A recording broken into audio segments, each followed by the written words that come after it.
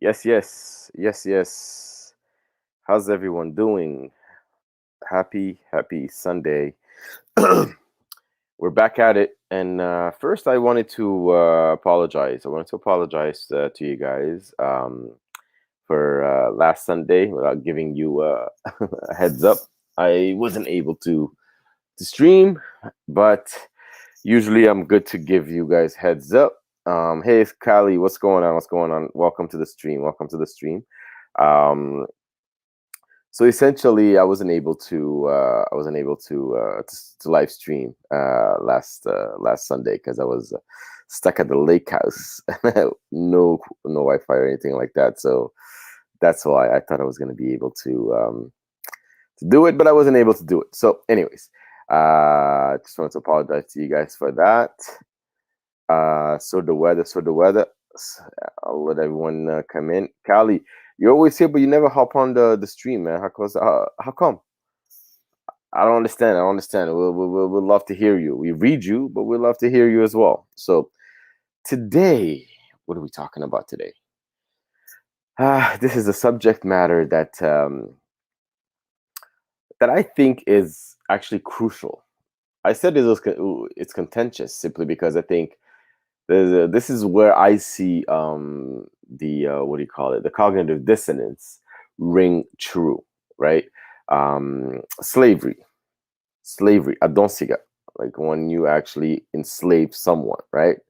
I understand, Kali. I hear you. All good. Um, just maybe one of these days you'll hop on and we'll talk. But I completely understand that you wanna protect yourself.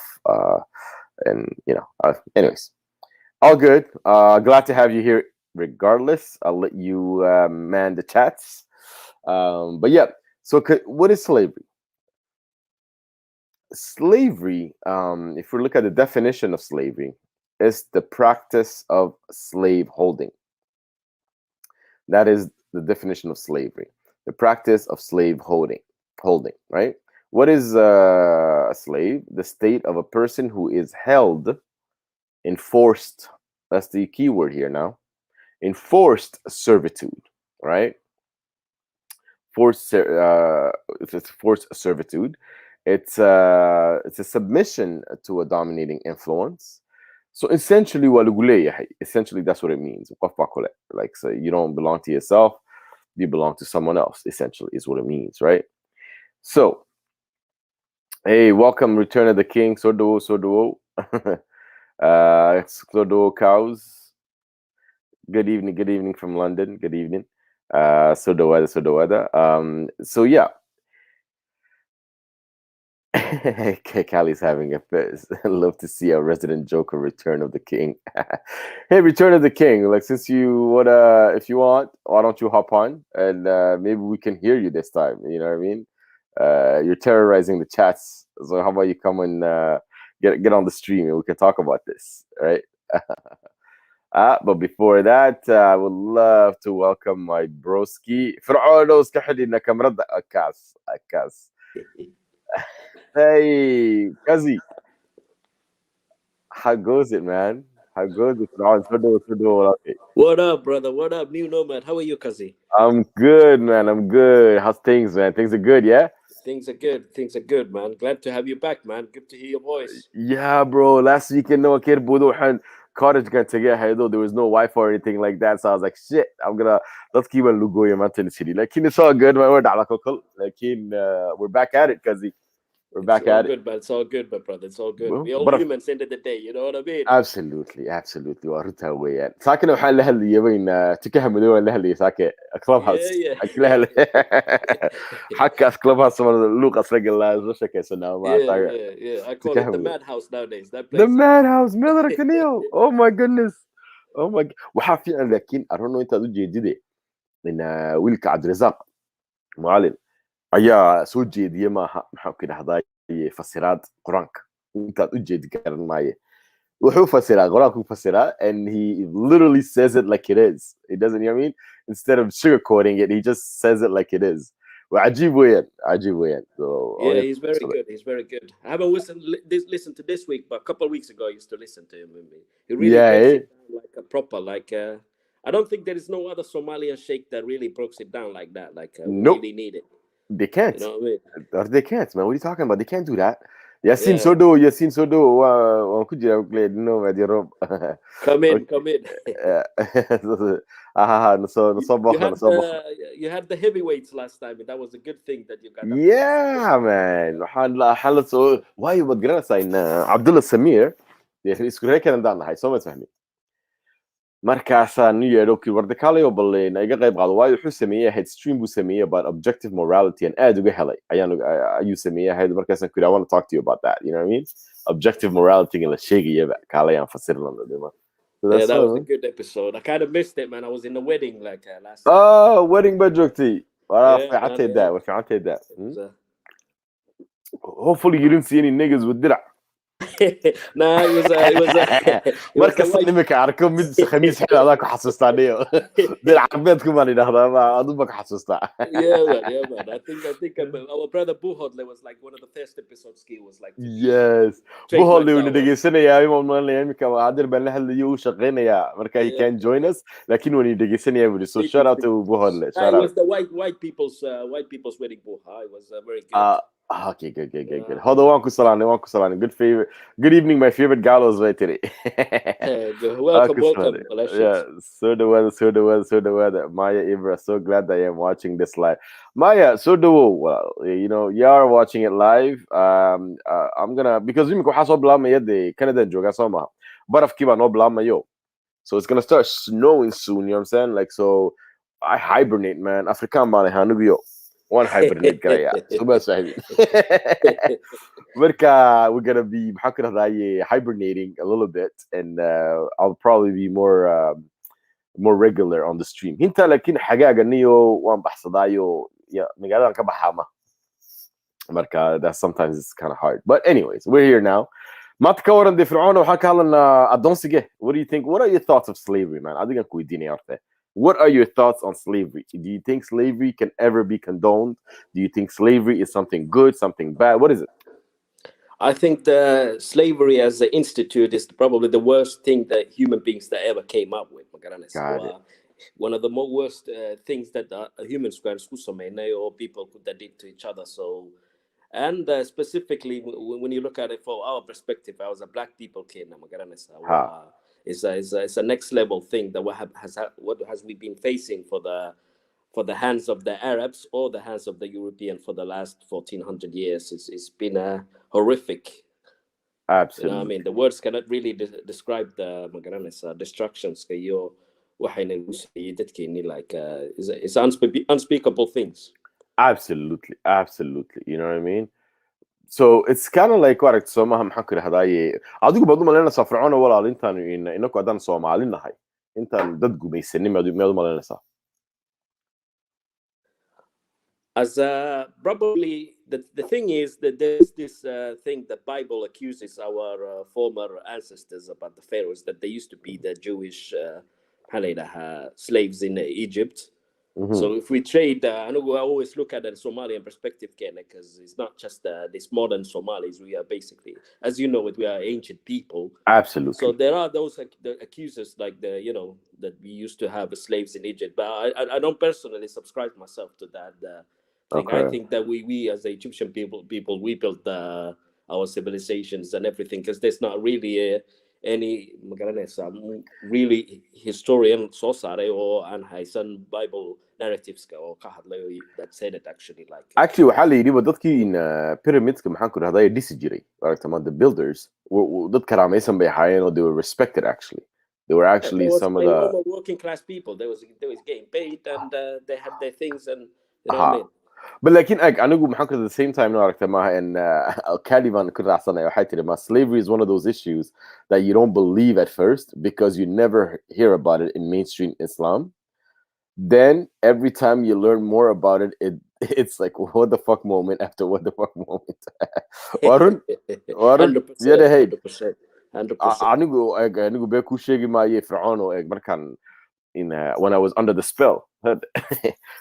anigu weligii maan moodi jirin intuu dee Nabi Maxamed maxaan ku idhahdaye uu addooma lahaa intuu addoonsiga joojiya layga dhaadhiciye ahayd intuu addoonsigu waxaan ku idhahdaye hadda waxaa la moodaa markaad ku dhex jirtid heerde waxa fiican oo dhan si easy aad u qaadataa wax si yaro tartiib aad u qaadataa waxa xunna waad reject karaysaa without having to check the actual maxaan ku dhahdaa scriptures qoraalkii laga qoray waxaan heerde ma eegisidba dadkuun baa la hadlaysaa midka ku yidhaahdo maxaan ku dhahdaa addoonsiga uu jira islaamka waa diidaysaa ka ku yidhaahdo addoonsigu ma jiro maxaan ku dhahdaa wada aqbalaysaa it's all in your head the whole thing is in your head ma fahanti marka maaha wax aad qaadanaysid it's crazy niyahow anuma ka fikiro waan waashaa maaha waxay tiri Maya waxay tiri imika waxay tiri I actually left Islam because of the slavery. I would like to hear you gentlemen talk about how lots of Muslims don't know about the Prophet being a slave trader. That's very true. Yeah, that's very true. Hitting a nail on the head, basically. Yeah, the thing is about this Muhammad and how we've been raised. It's like we've been indoctrinated since we was a kid. Like your parents are keep telling you about this man that basically passed away and how great was he, your achievements, there has never been even slightest opportunity.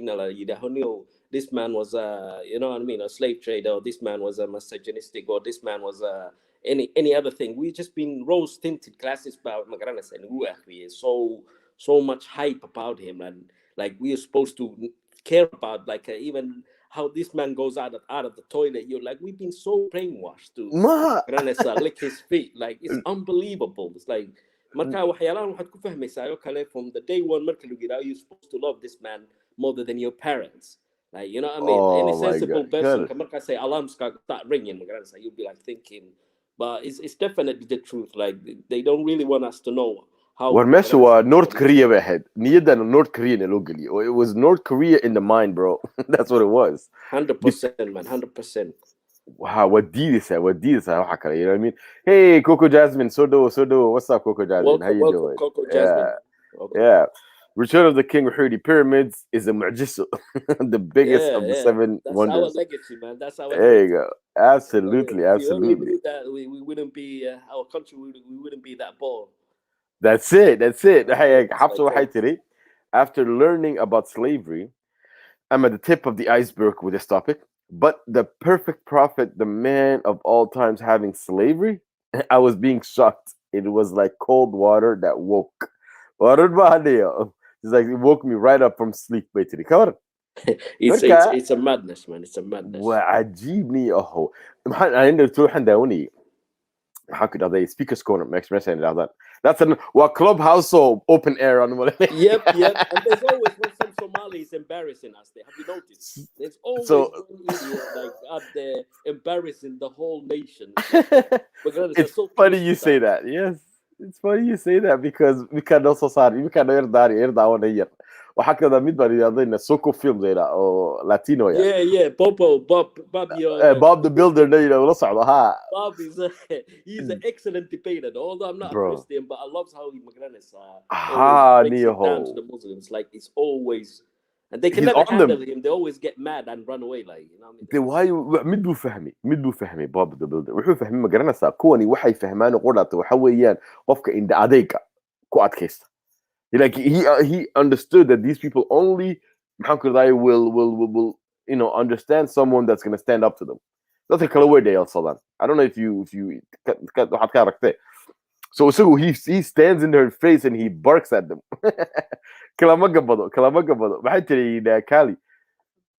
It's also the fact that slavery only ended in the Gulf region in the late 60s and early 70s due to UN pressure. It's a very good point. Proof of it, like you can see from the YouTube videos from like 1963 or what.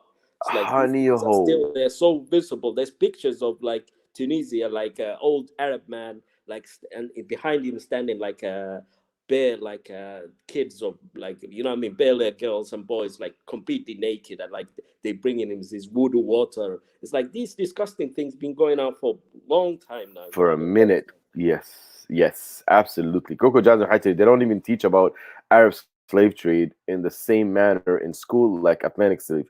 Markas waxa lagu oran doonaa haye laakiin slavery sida dhaxba iska ahayd oo ma fiicmo wax fiican. Come on.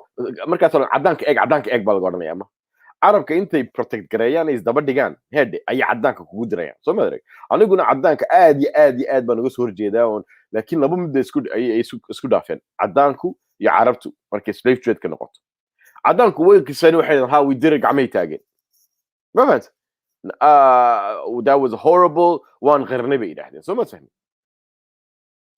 Yeah, 100%. kuwan kalena way ku marinayaanba way diidan yihiinba ka hor kuwa kalena till today ka waraniyahow ka waran way diidan yihiin markaas maxaa kada kale waxay the Arab slave trade only ended recently absolutely 1960 something ayaa meeshu Nabi Maxamed ku dhashay laga joojiyay slave trade hoda waxay tiri I remember talking to my cousin who were from Kismayo and how Al-Shabaab had Somali sex slaves but Somalis never bring that up. Oh, I did not know that. Yeah, man, there's so many horrendous things happening even in our backyard. It's like we are imitating the worst human beings on the planet. Like it's like, you know what I mean? I did not know that. There should be more effort to teach history equally. That's definitely true. They learn from Arabs. That's a good point. And Nekali said they will go out of slave trade was different and they were ruled blah blah blah. The same things the South would say that their slavery is different is the same rhetoric used in the Arab slave trade. That's so true. There was rules, yeah. That's kamanu, yeah. Family o kale ahaayeen. Markaas haddana lagu tusaya siduu Nabi Maxamed Zayd siduu u galay. Islaantiis ka xaday. He had a revelation about it. Ilaahay baa la jiray isaga. Ilaahay baa yidhi war naagtaada iskale. On ku yeelna lagu yidhi but ila daawada maxaa ku raday imika waa it's like a little 5 minutes video weyn ila daawada ila yar daawada waa maxaa ku raday waa magaciisi waa ku yaan ka hadlaynay weeyaan speakers corner band and ka daawanayay ayaan tidwalay waa saa tiride maxaa ku raday waa sida tirina fircaado there's always the Somali guy embarrassing us somewhere there's always like you know what I mean wuxuu yidhi ma garanaysaa waxay u taageerayeen waxay yidhaahdeen black Muslim justifying slavery in Islam but here baa daawna waa video dheer laakiin here baa ka daawan doonaa ka waran yeah asa daawno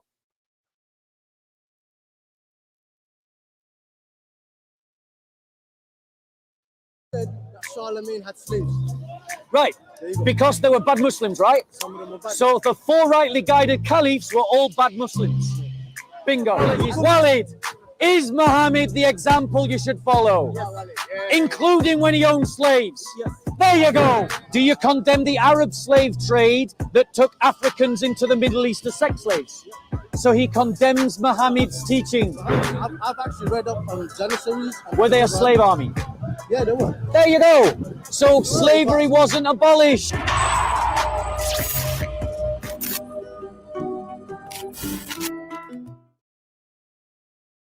What was the difference in method?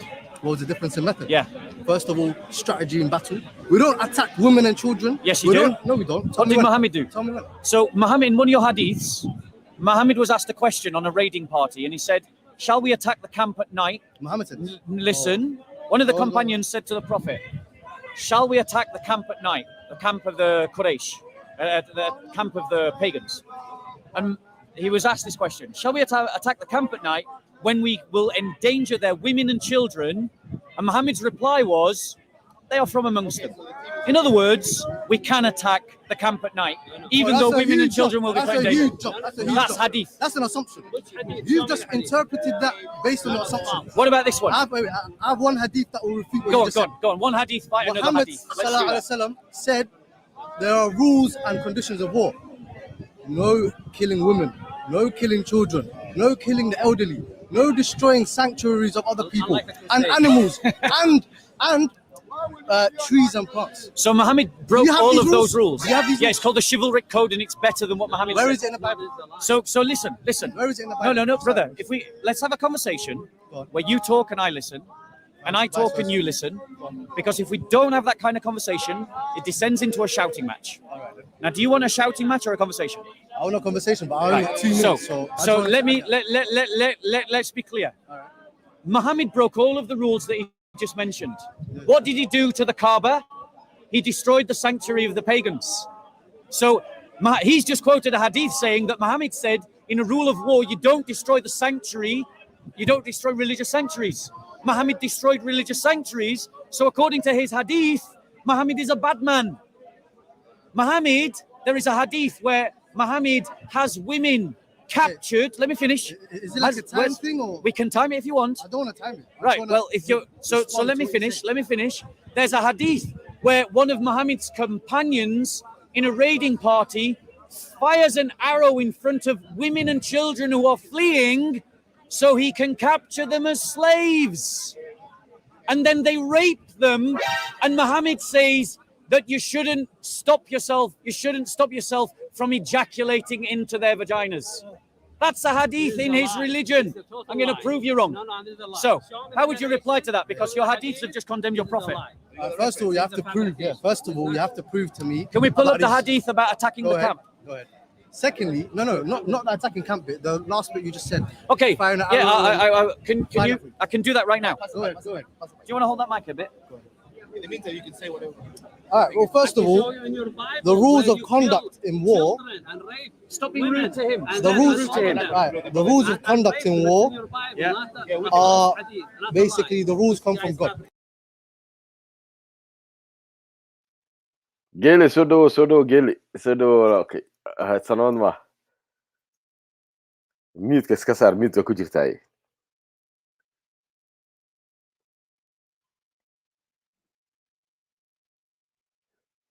So I wanted to stop and check this out because there, like Fir'aun said, there's always a Somali guy. It's hard to get him. Imika ku maqalna gelo. ادي والله ما ادري سنتين وكهله قفايسو شير غريي markiiba xagan ka soo galay Facebook moogta absolutely soo dhow geele soo dhow ba ka warade waxaan ka hadlayno maanta adoonsiga ka hadlayna maanta waa si wanaagsan waa loo baahay topigaasi laakiin kullayda adoonsiga waxaan u malaynayaa inaga kaga horreeyna carabta inaan adoonsado haye oo imika fircoon ninka fircoon sita magaciisa waan ku farxay nin Soomaaliyeed waa fircoon moogtay haye oo de waa firkii cooniyo wuu fircoon yahay baa la yidhaa markaa magaca original wuxuu ka yimid Somali wuxuu gumaysan jiray Soomaalida waxeedu ma qorra waa oral society waa la dhacaa sax marka waxay ahaayeen dad markii horeba gumaysan jiray carabta haye waxa kaloo jiray walaalo waqtiga fircoon inkastuu fogaa waqti dhaweyd oo 1400 sano ka hor ahayd intayna diinta islaamku iman in ciidamada Ethiopia maca Soomaalidu sidan maanta bay ugu jiraan dad Afrikaan oo Israaciil ay damcaan kabcad inay soo rartaan oo Ethiopia Soomaali bay sidee kabcada dib bay isleedahay adigu Soomaali bay ahaayeen aye waayo ciidamadan asxaabul fiil lagu sheegay waxay ka tageen Ethiopia maanta manay ciidamada Ethiopia Soomaali kuma jirta miya haye ma ku jirta qarnigaana waxa ku jiray Soomaali haye Eritrea ahmaro cid walba waa la isku dhex jiray sax kadib waxa weeye carabtu waxay iman jireen samarka sida quraankooda ku qoran muslimku ay sheegaan tashriim min tahdi maxay dhaadaan والصيف كل إثيوبيا تكان كل حاجة نيمتر كلالية قبوجة. أوكي. كدي مربي إيمان وين واحد بيننا اللي يريد دق حبي مال عابدين دق حبي مال دكتين ما إيمان دق حبوان سوق هذا ينابل ليد. وارن. كدي سدد واحد مروديال بيك حيستين يمن بيك خمسة سدد سنودود بيك حيستين عرور بيك خدل دلين أنتي كلا واحد مع إنك بعدي صور هران. هي. sidii baa dabeedna adigu lagu jabiyo malaha markaa de sida Mareykanku bay ka ilaaliyo dawladda markaa ilaalinaya shimbirda ma qaade shimbir baa dhagax soo qaadaysa dabo naar ka soo qaadaysa inuu yidhaahdo waxa lagu sheekeeyaa sheeka caruureed laakiin ba ka waran inankan Soomaaliga imika difaacaya ee in slavery ma jirin ka waran تاني كان سومالي جماعة شنكها اللي هالكن هو هايد بارك هو لندن قرنيسا هايد بارك يا ولا هايد بارك وهايد بارك وان قرنيا لكن يركن سومالي جماعة هدي برين وش لو سميجي مسكح دي سوى قفلن تاي ما فرع isagiiba maskaxdii baa laga galaba qof madow carabtu isaga waxa u taqaanaa yaa cabid ka waran isagiiba addoon jirkiisa ma arkay wuxuu isku haystaa carab buu isku haystaa aakhira jannada ugu tegaya nabi maxamed oo saxaraa ku aasan waa cajiib geelo waan yar dhegeysanay yaroo kala dhegeysanay bal mute eagle hayade mute eagle waan yaroo kala dhegeysanay waan kiro wadanay Okay. Allah told the Prophet to destroy the idols in his house. You know, the house of God. Yeah. Other than the house of God, what other sanctuary has Muhammad destroyed? You can try that after, you know what I said. Another thing, the women and the children thing. You said that he broke the rules and attacked the women and children and raped them. Yeah, he's gonna find it. He's gonna find it now. Look, you know, during the Prophet's time, sallallahu alaihi wasallam, he never attacked women, children, elderly. He never broke any of these rules that you're claiming he broke. I'd love to see the proof of that. After the Prophet's time and after the 4 blessed leaders, after the 4 caliphs, everyone else was doing everything based on their own agenda. They weren't special in any way. They were humans and they were fallible like we were. They all made mistakes and they all broke rules. But Prophet Muhammad never done that, and I'd love to see the proof of that. Yeah. Okay. So I want to show to you that women can become the victims of slavery. Okay. So slavery isn't killing women. No. They are that. If you are attacking a community and taking women as slaves, then they are the victims of war. Agreed? No, listen. Is capturing people the same as killing them? Is that what you're trying to tell me? I'm saying capturing and killing are the same. So are you trying to justify slavery? No, I'm trying to say to you, capturing and killing aren't the same. Well, let me ask you a direct question: is two. taking a woman as a slave due to jihad acceptable in Islam? Look, we believe, first of all, the connotations of slavery that you're using is different to what we believe. So answer the question. Servitude. Secondly, answer the question. I'll accept everything that comes from God. So you're acceptable with taking women as slaves in Islam? In what context? As sexual slaves. Sexual slaves? Yeah. If God allows me to do it, who are you to say I'm not allowed to do it? Right. So there's your problem. This is why. Wait. Why is it wrong? Right. So here's why it's wrong. Because what it does is it says that there are degradations of humanity. That some humans are better than other humans. That's why it's wrong. And that's why, now I'm going to talk now, because you talked. So I just wanted, so you can see that I'm not making it up. Yeah. Wait, let me finish. No, we're getting, our conversation's going to break down into a shouting match. No. Our conversation's going to break down into a shouting match if we interrupt one another. So I want to point out. So no, I'm going to quote Dr. Abdul Latif Mushtahari of Azhar University. Azhar University. I'm going to come to the hadith. Listen, Islam does not prohibit slavery, but retains it for 2 reasons. The first is war, in which the captive is either killed or enslaved. Provided that the war is not between Muslims. It is not acceptable to enslave the violators or the offenders if they are Muslims. Only non-Muslims may be enslaved or killed. The second reason is the sexual propagation of slaves, which would generate more slaves for their owners. This is a scholar from Azhar University, and he has just said that you treat non-Muslims different to Muslims when it comes to slavery, which means that there is a denigration of humanity within Islam. No, one final point. And Muslims throw out red herrings. Oh, it's his opinion. This is a ulama from Azhar University. Azhar University is one of the highest establishments of Islamic learning in the Islamic world. Go on, you're going to reply. He'd like to say something. You want me to reply? Yeah, you can reply if you like, but I also want to say something. I can address this. First of all, this is an opinion of a person. That's number 1. Number 2, in your Bible, it's...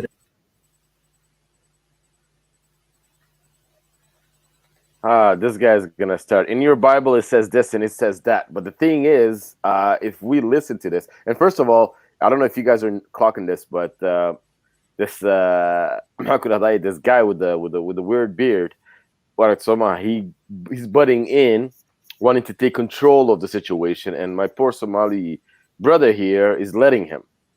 You know what I'm saying? So that ain't the first time you know, Mado. I don't know.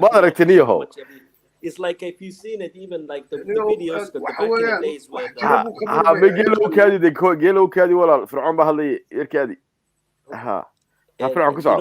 don't know if you have even watched the videos. That there's some videos back in the days when Muhammad Hijab used to flex his muscles over there in the park. Yes. There used to be like always like a couple Somali youths standing right next to him, and then he used to like put his shoulders like on top of them, and they didn't even used to mind. Like this place, bro, like I got bare cousins living in London, so I go there regularly to visit in London. This place is that like New Numero, the only people who are wearing a diras over there, only people who are out there like in the first line of defense of dying of this Islamic fairy tales called Somali, just like we can see from this brother here or this Somalian misguided youth. Like it's our people who are the first when Massa comes out of the building, first feet lickers, boots lickers were Somali. Like, why is that, Neho? Why is that? What's wrong with us? Why is that the fact? Why are we boot licking like that, man? I don't get that, Anagu. Especially when we don't even know about it. Like I got this book, brother, like called The Black Morocco: History of Slavery, Race and Islam. This book is written by a man called Joke El Hamel, wuxuu ka sheekeynaya markaa buugani 1700skii specifically only one country Morocco wuu ka sheekeynaya you know 1700skii waxa dhacay haddaan ka sheekeeyo adiga iyo brother Gele waad yaabaysaa buuggan markaad akhriso waxaad oranaysaa niyo dadkan madowisay diintan ba u haystaanba wuxuu ka sheekeynayaa nin sultaan la odhan jiray Mawla Ismail early 1700s 300 years ago this man was a sultan in Morocco. Then his father released whole villages of 10,000 people or villages. They're going to murder. You see a freedom code, slave radio, his slave army, the cooking bikes, then what happens? Or they wouldn't. The next sultan. And he's in a war with some other sultan from Algeria or somewhere else. And he's like, his first statement, his first policy, put them back to the slavery. Wow. License in Arbed, we know how having could donor like outdated. Slavery goody or back to Magaranesa loss or custom military. And then they are like, he's good do the mid-base Nimbedo Shilkom Bapali Ahmed or Mulu Scudia Magaranasa and Uyerdifa or Bukhari Basidin Bukhari sit down Balorania, Sultan Court skivets for the others. Wow. We are Magaranesa that can inherit no Jeb can go Hestan Baldad. Jeb can go Hestan. The Hadina and some claim you know, Mado, how an ending Kufasahayo, in Kisuna Briku, and back to the slavery. What kind of a condition we're having Kuchina as a people? Like, it's mad. That is mad, man. Days and confusion. I've been to a clubhouse in Qar Araban Sukane, or literally laha adat Somali tihid ad dintan haysatid anaku adanu Arabna hay waxaan ini aragna adonkayagi ayaan ini aragna straight up loogu sheegay straight up markaasi qaar Soomaali isku budbudiyeen adiga waxba kuguma lihiin nabi maxamed sallallahu alayhi anaga amsa ku yiri man alla dadkan iyo meel bay ka hurdaan ayaa la moodaa meel bay ka hurdaan oo waajib weyn geelma nagu darsanaysa saaxib ka war waxa weeye de horta dadkan dambe madaxa laga mentally slavery madaxa laga gumaystay ma garanaysa because magacyadooda oo dhan baaba magacyo carbeeda nin madoow magac carbeed la baxay ka waran magaciisina ka tigi waa isaga adoona waxaanu difaacaya xataa ma garanayo qofka dadkan halkan jooga ee wada haboogan ee wada xijaaban ee wada yaacaya waxa ay rumaysay nabigana ay sheegayaan laftiisaan muslim ba ahayn hadii barku qabay 20 jir buu ahaa hadii jana 45 jir bay ahayd diin bay isku may qabin caruurtu dhalay bilaa diin bay ahayd sama garan نبي محمد ها ميوان مكوسة هذا ها ورو nin afartan jira waxna qorin waxna akhriin baa qoranaya nebi baan ahayo anigaa la isoo diray war horta carruurtaadii hore maxay ku dhasheen ma weydiinayaan nebiga carruurtiisoo dhan qadiijo wuxuu ku qabay bilaa meher way iska wada noolaayeen ma garanaysaa ها مي waxaas waxay ka dhigan tahay aqoon daro u weeyaan waxaas waa aqoon daro oo lama socdaan and they're not aware of what's going on so ma fahmin taas waa run waana mid quraanka anigu berigaan weeraraynu joognay wadankii waxa la odhan jiray marka mid baa akhriin jiray macalinka wuxuu odhan jiray suuratu nuux akhriya waa la akhriyaa suuratu ibraahim akhriya midka lagu waa akhriya suuratu yuusuf akhri waa akhriya mid kale lagu yiri markaasuu mid lagu yiri suuratu akhri baqara markaasuu yiri waa kuwa bareerahoodaad weydiiso nuux iyo ibraahim iyo yuusuf iyo ودعاية تاسي تاسي ودعاية جيلو عيال بوها أي عيال بوها وحولي دهرو قاطعين هذا برك النوح عبراني قبل يلد بسودة جلي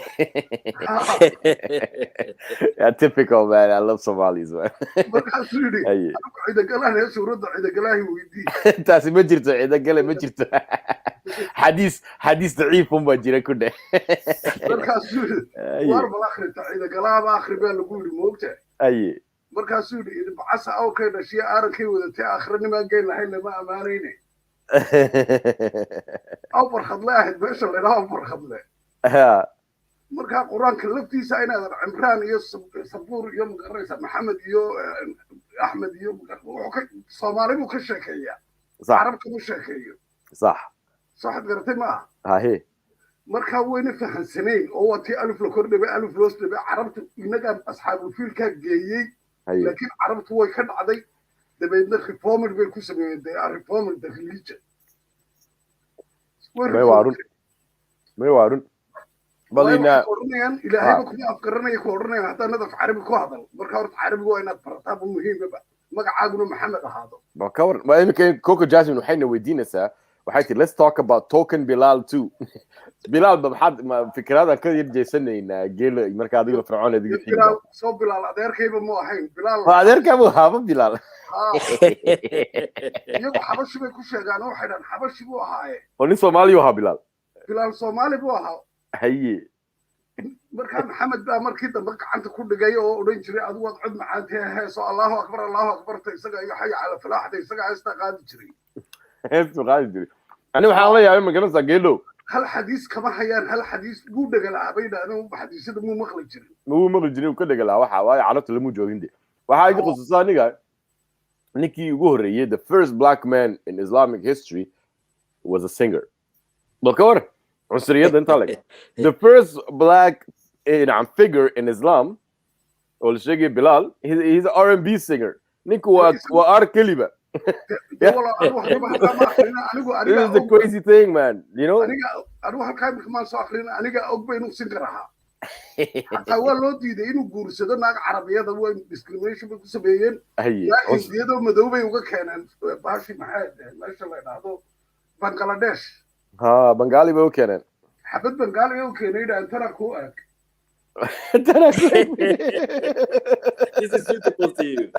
أبير عادي قوانيو I love it. Speaking هاي war كده بنتين بيقولوا أنا قاعد في recording كده بقولن هاي ولا قد بيدو ده إنه واحد كده سوريا أي سوريا كواسية أو ما بلال سوريا كواسية هاي كمان أوجيني داوي قد بيجي فرعون أدوق what are your thoughts man what are your thoughts on بلال بلال هالكاس كواسية ولا ضدك قحية مركين لجيرية مدينة لجيرية مالول باللجيرية هنوي من اللي عبد يوم دوت تبع ذقلي هاي ما هو فهمي أدو كل انتي Yo, in Fir'aun, have you seen that movie, The Messenger?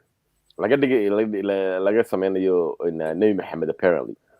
A new one, or you mean the no, the old one. This is old. Yeah, super I old. remember the old one. Yeah, I used to. Okay, so there's a point. At one point, Muhammad Abaye Bilal logo ordo so edan. So ma fahmi. Yeah.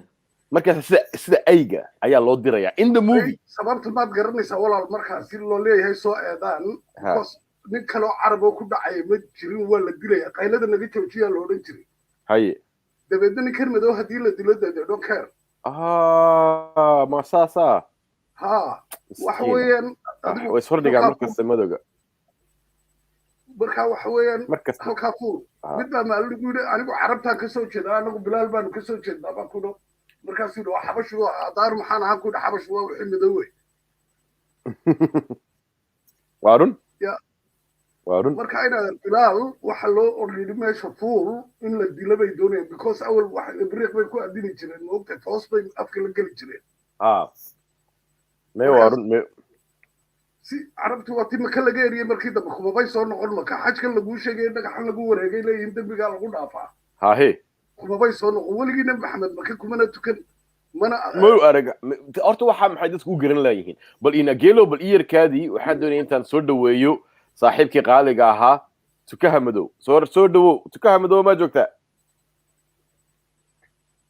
tukaha madow mana maqlaysaniyo waad maqlaya niyo ninka geelle wandidisay maanta dhan from beginning ma fahantay alla beer jinka ku jira ma fahantay alla beerka geelle ibrahim sabur ay bid waxa beerka ay casaaday biraha ku baqanaya maanta inay ku dhacaan ya marka geelo warageedii waan dhegeysanaya wada showga okay walaalkay mahadsan intaan soo booqatay wayna fircoon nooga warada adigu niyo bilaal maxaad ka aragtaa Bilal, if I go up onto what Hassan tahay waxaan ka eegaa ma garanaysaa like I think he was just a tool buu ahaa ma garanaysaa Muhammad just like markaad eegtid hadda wadigan arkay in America but the Whitney Houston waa tan qaada ma garanaysaa Houston national anthem ka USA qaada ma garanaysaa marka ninka waxa loo use gareynayay specifically codkiisa waxaanad ka dareemaysaa ma garanaysaa xadiisay waxa jira like certain xadiis laga soo duubay xitaa raggan saxaabada kale didn't used to look up to ma garanaysaa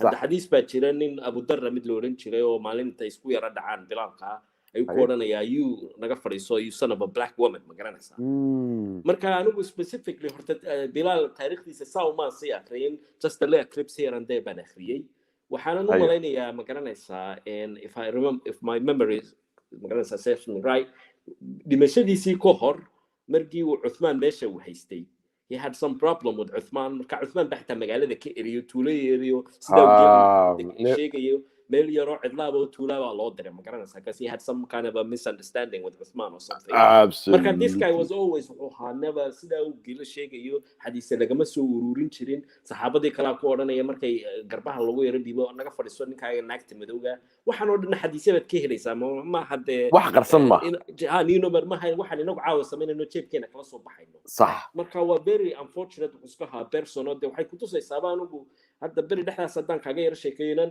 adeertay baa maalin baby bay dhashay ma garanaysaa markaas ay tiri Bilal bal bixiyay baby habeenkii oo dhan baan waxaan ku yiri hadda marka hore waad iga farxisaan ku yiri wax baby family ku soo kordhay hambalyo tabad magacay sheegtay waxaan dig waan gooma geeriyo dama ku yiri ina keena halkay fircoon iyo u bixin lahayd ma garanaysaa wada magacyo sidan oo ma garanaysaa rajul iska celin jiray nin already waxa weeyaan hadda qofkii markaa haddan ka hadlaynay arrintan slavery-gan iyo waxani waxa weeyaan dadkeena inagoo yar baa walaalo nino madow ina loo sii period garaynayaa inaan noqono dad servitude ah dad shaariyada ah dad kale hogaamiyaan oo ma garanaysaa dee qol madow ku xidhan furaha ku hayo hogiban loo soo qodaya walaalo waa fikriyadan oo dhan ma garanaysaa waxaad ka fahmaysaa odayaashoodii ma garanaysaa ibnu batuta iyo markaa akhridii odaygii xumaaya ibnu khalduun ee raggoodii travelska ahaa ee arabska ahaa ayaa xitaa waxay ka yidhaaheen dadka madow markaad akhridid I'd honestly if these people so-called scholars thinking about us like this maxaad ka sugaysaa Arabkan today no they of course tradition kii awooyadii buu dhinac ka wadanaya ma garanaysaa of course muxuu joojin bada wax isaga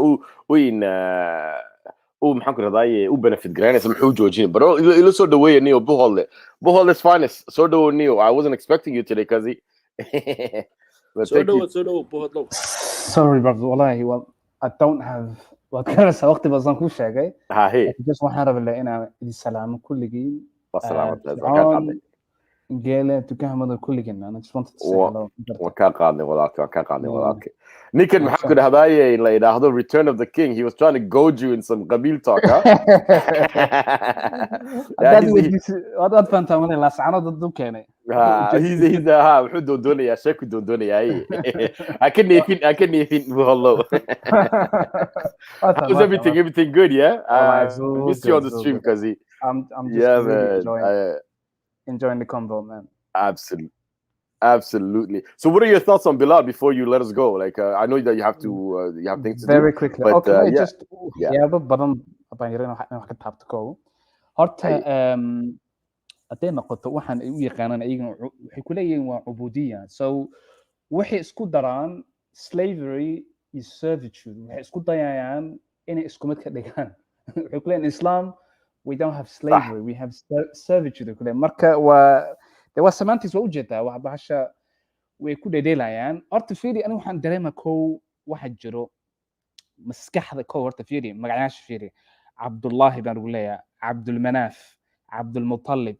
Horta kow anigu waxaan amsanaa magacayaasha ka bilaabataa. Tan labaad islaamku wuxuu isaga leexin slavery waxay tahay aayado bad arkaysaa مثلا ayadan ku tusaa ayada kamid for example waxa leeyahay al-hurr bil-hurr والعبد بالعبد والأنثى بالأنثى لوليها قصاص بك لقاد لايو وحالو ليها free person for a free person a slave for a slave a woman for a woman معناها لما أقوله قف نين أحر إن لو ديلو slave قرآن بيقول تعالوا لك كسا نين أحر أدو ديلو قف slave لما ديلي كرو نين حر أدو ديلنا مثلا ناج سيدو عايد شيء زي الأنثى لما ديلي كرو حتى علماء ذا في الإسلام كتاريخ ذا واحد برنامج كاركس طلبات كل وضع وحاجة واحد إيدهان موالي حتى وحاجة structures حتى أريد ذات تحقق أجانب أنا هنا عرب you become a client somehow of دين الإسلام كواي قول أساس بالسميجري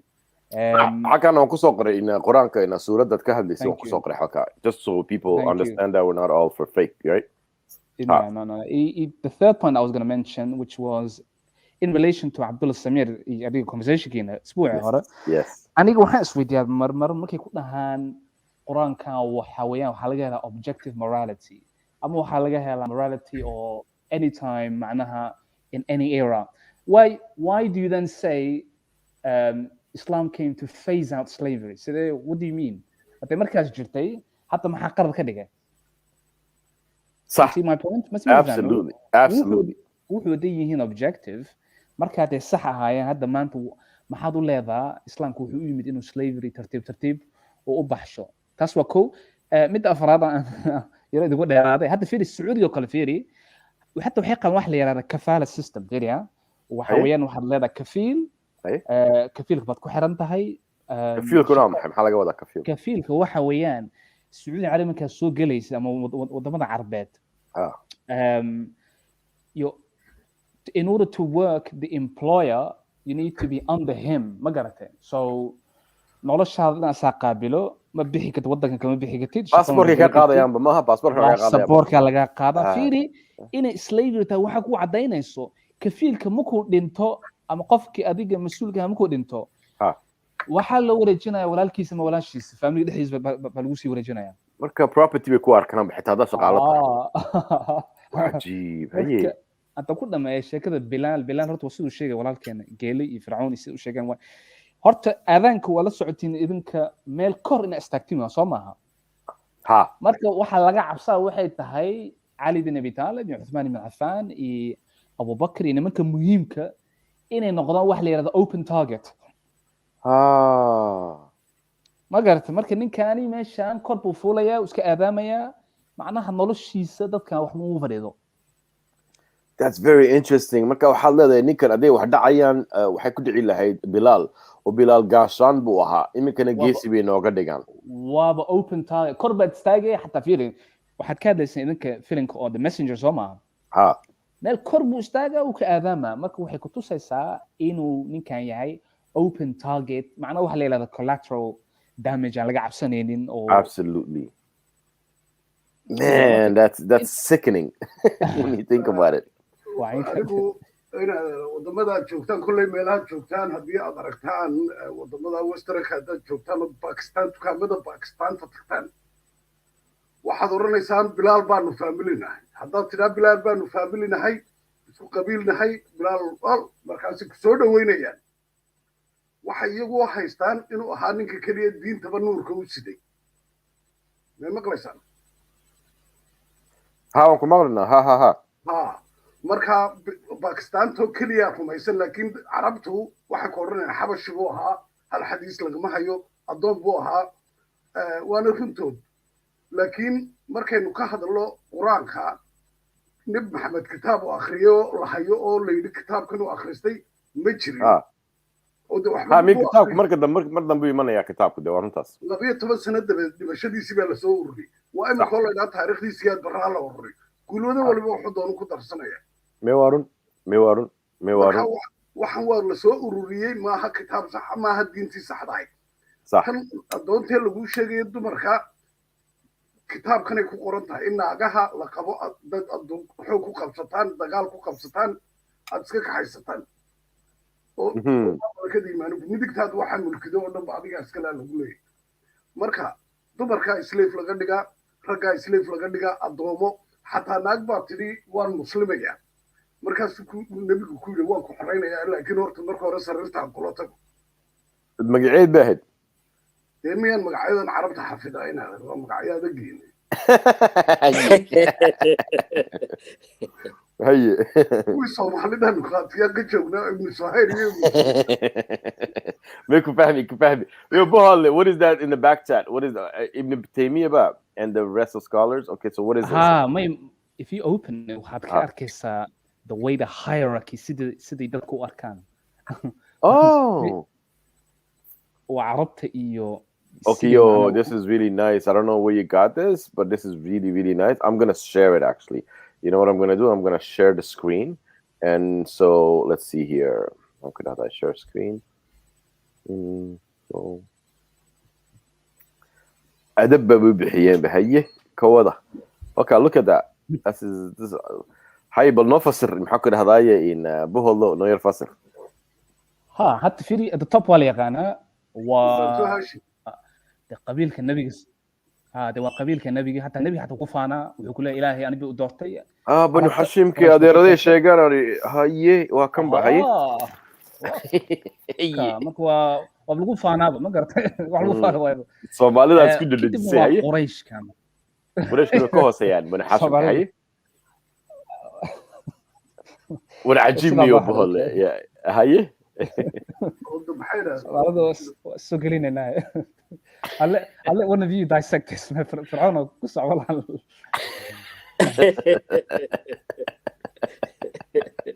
هاي مركز قصة فرعون آخري from the top to the bottom basically the واسطة عرفتان بنو هاشم كوالله نرياشي والله نرياشي قريش كنا وحوية دواضياشي دليل لانديرياشا عرب كنا وهيركي أرنت بالله هاي the كنا حنقولنا يعني دقولين كي رواية تفرق دعوضي يا وكذا وكذا دعية دعوضي بس influence كهلاي كفيلم مركز سود دعوتي ودي أركي effect كاسي 48 hours بكوتشري يا بوت وعجيب حكوا سنة African Americans blacks in general Hispanics Caucasians ويسكوا السريسين يعني تذكر it's very good that هذا ولكن وبوهد لسوق هذا أريد كفالها مقالة that still existed there يعني many owners إنه كتشرو دول كان وإحنا ضد كانوا تفرق إنه هذا ضد بس كتشرو جم مقالة إن دول كنا عربتو كنت صنع دجنا without مقالة passports without nationality without nothing مقالة قاربنا نقول مقالة يا بريجي مقالة إلي 89 كي مركن صومر لدول كعربت some family members بنا قالها هذا مقالة سوريا ده صومر ناي قاربا كويت بحاجة خجلين ده والله أنا وقولي ما إنه دول كالو بابا حكي دبيسي هي وحكي دبيسي 10 15 years later بريجا حسنا حيانا ودن الإسلام ما لهم بلوجي get your black asses out of here ما كنا نسا كور no warning just like that just like that وني قادرنا بل إيه وحنا حكوا قرنيو أنا والله يابان هاي بوليبا قبيل كنا ماشان يكون قرقرين الصومالي ديان إسرائيليين يا أفريقيا كان يا باكستان تاني وحنيو maal baan beri ka shaqeynaya supervisorka Pakistani Quraysh baa leeyahay markaas ku dhaw magacan xageed ka keentay markaas uu awowiyada iyo ayaa si nabiga ugu dhawaada noo bixiyay oo family Quraysh laakiin anagu Pakistan baan ahay buu ma garanaysaa qof Pakistani buu Soomaalidana wada aragto anagu binu Hashim baa barno binu Hashim baa lagu cararayaan ma anigo family la hadlaya adeeru kaadi baa yiri binu Hashim kana sheegay garan ma hiye Soomaali baan ahay buu kaadi wata war binu Bilal baan nahay iska am binu Bilal taasoo bal inta yar akhriya doonaya because binu Hashim was top of the pyramid wala andeere waa sidii Fircoon the Quraysh tribe uu ka dhashay naxan ku daynay Maxamed way ku xigtaa carabta la soo hoosisiyo de carabta yamanida way nacaan kool khaliifina khaliijigu ko yamanida way nacaanba oo madowga la eekisiyaan marka carabta asligan waa yamanida strangely enough islaam nacay waa shiicay nacayana Iran iyaga shiicada waxa ka dhigay Iran hadii bay sunnina way leeyihiin yamanida laakiin waxa ujeedaa yamani ahaan baba lagu nacaanata in soo arkay pseudo maxaa ka sii hooseeya carabtana marka the pseudo Arabs Somali, Pakistani, Bengali, Malay converts to Islam that learn the language and adopt enough of the customs. But I do make a while to say already. Intanu lahana guafia. Kawar.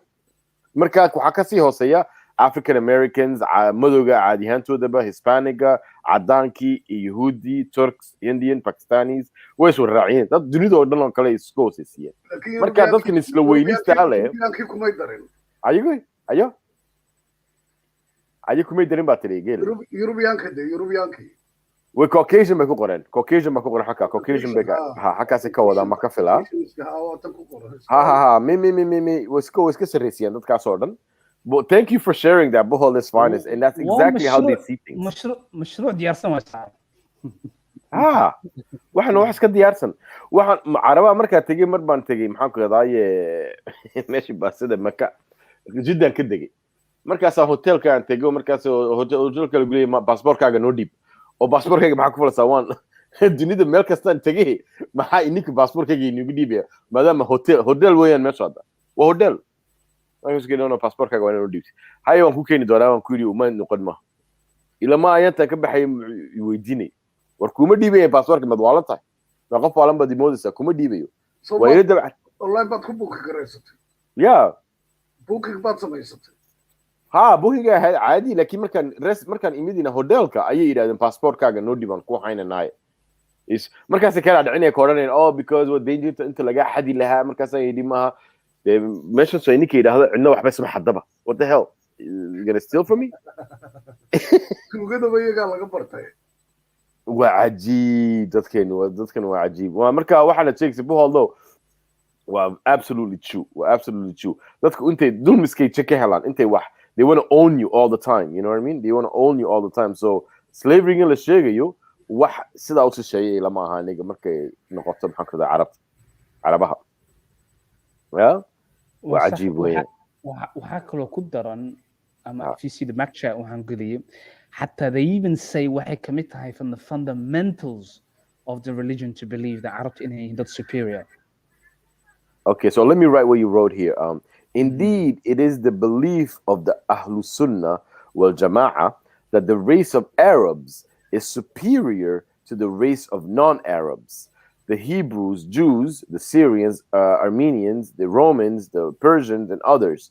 And indeed, the Quraysh tribe of the Prophet is the most superior among the Arabs. Marka lakin boholdo waxa lagu la soo noqon doonaa the last sermon of Prophet Muhammad sallallahu alaihi wasallam markuu yiri no Arab is superior to a non-Arab and Arab superior to any non-Arab. And what do you say to that?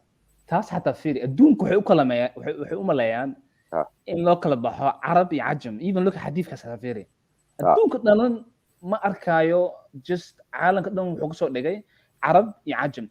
Let me ask you another question.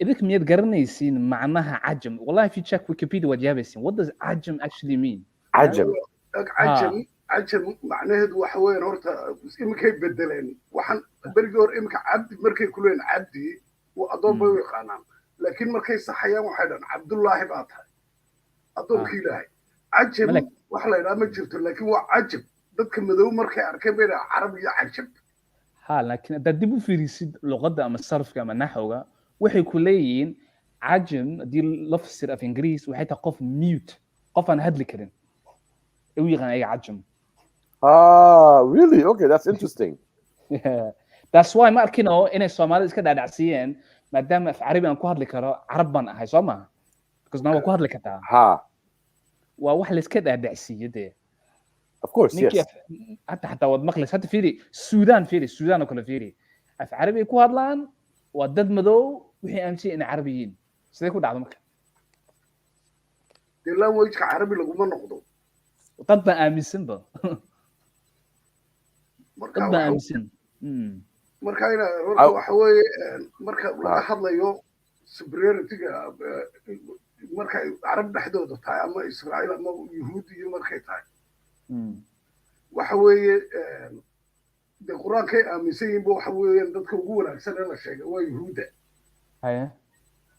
Somali reeday dhaxdooda ka hadli jireen waxa Arab marka taagnay bay Middle East-ka laakiin Arabtu si ay u yeesaan dadka kale oo dhan ayay iskaga sarreysinayeen Quraysh baa lagu oranayaa Quraysh iyo Ansaar iyo maxaa la waxbay u kala baxaan laakiin marka laga hadlayo Arab Quraanka ku dhex jira laakiin Soomaalida markay qabiil ka hadlaan baan idhaahdo war Quraanka ma ku taalaan sida Arabta because Quraanka haddii ay Soomaali ku soo degi lahaa ayaa Ilaahay odhan lahaa isku garta Soomaaliya qabiilka laakiin ma odhanayaan imika nin Soomaaliya nin Xabashi nin Tigreey nin Oromo haddaad la kulanto Soomaaliga isku qabiiltiin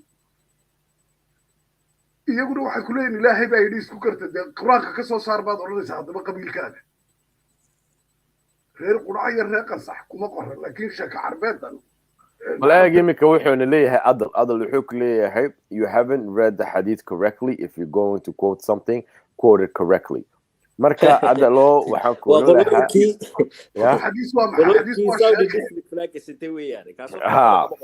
waa Somali Saudi district flag sitaniyo waa uu sheegaya waan kheer xumaadaaniyo taintaas aniguna ya marka dad Soomaaliyeed oo af Carabi waxa ku yiri waxa ku raay dad shahaadinaysiin iska shahaati shahaadada af Soomaali maxaad ugu qori weyday ma ku yiraahday astaghfirullah lagu oranaya bal niyada halka haday shahaadada af Soomaali ku sheegan diinta ka baxayaan waayo waxa weeye la ilaaha ilaaha ma jiray ka bilaabayaan hade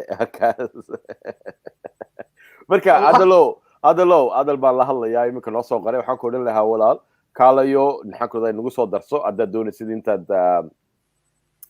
no macnaysid xadiiska maadaama adigu si fiican u garanaysid xadiiska si fiican u garanaysid wakaase bakaalayo nagu darsan ku oran lahaa walaalkayo ya ilan meesha ma doonana intaan inakun isla hadalne waxaan doonaynaa intaan dad kale oo fikrad naga duwan intaan orano kaalaya oo naga tusada xalka nasteexadan aad ka arkaysiin in xalka gabayga Carbeed bakaayo nala wadaag ayaan oran lahaa soo ma fahmi hadda new number wala wax ku sii socdo ku socdo xadiis kuleeymaado xadiis adu kuleeymaado waa sheeko kuleeymanaya me warun geelo laakiin fircoon badintu waxay nagu darsadeen ku socod fircoon ma garanaysaa waxaan hadda topic aan ka hadlayno slavery-gan arintan haddaanay waxba ka jirin maxay ahayd maamaadi there is no smoke without fire hadda markaan eegno madowga dadkii madowaaye 8th-9th century la geeyay meelahan Basra iyo Baghdad waa dadka ugu liita maanta till today magaalada yar Basra bay joogaan wax daawahay ku wadaan intii Palestine la geeyay sidaas leeg intan kale North Africa joogtay xaratiinta iyo magaranaysaa iyo Yemen joogtaba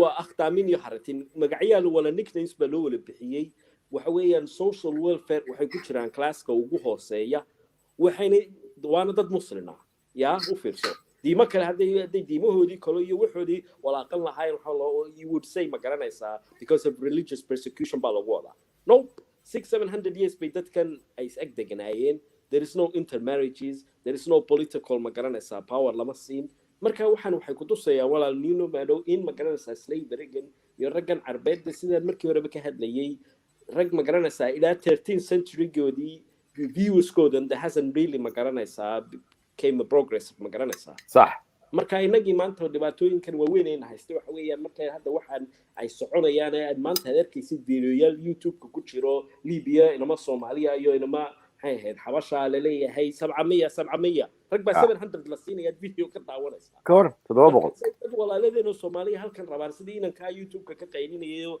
iyo kuwan kale calankan yar ee gobolada Sacuudiga la sitay inagii markaa waxaan haysataa ma garanaysaa iska inda tir caadi ah dad arkaya reality-gii arkaya ma garanaysaa hadda mooyi case was this year meel xero Yemen ku taala 400 qof baa lagu gubay there was 200 Somalis and 200 Mala Oroma just because of the immigration didn't want to deal with it local people was like fed up well gubi marka waxa weeyaan these people so many examples after examples bayna tusayaan inay ma garanaysaa xarka dhulka yaala inaan kaga duwaneyn ma garanaysaa agtooda that they will step absolutely lakin nakum badaba socono daba ficla oo marka waxa weeyaan we either have to come up with the reality and forget ba ma garanaysaa fantasy ganiyo waxay dadkeena qaarkeed aaminsan yihiin iyo ma garanaysaa that Arab is our ummah there is no such a thing as ummah yo ma garanaysaa waxaan waxba kama jiraan that's so true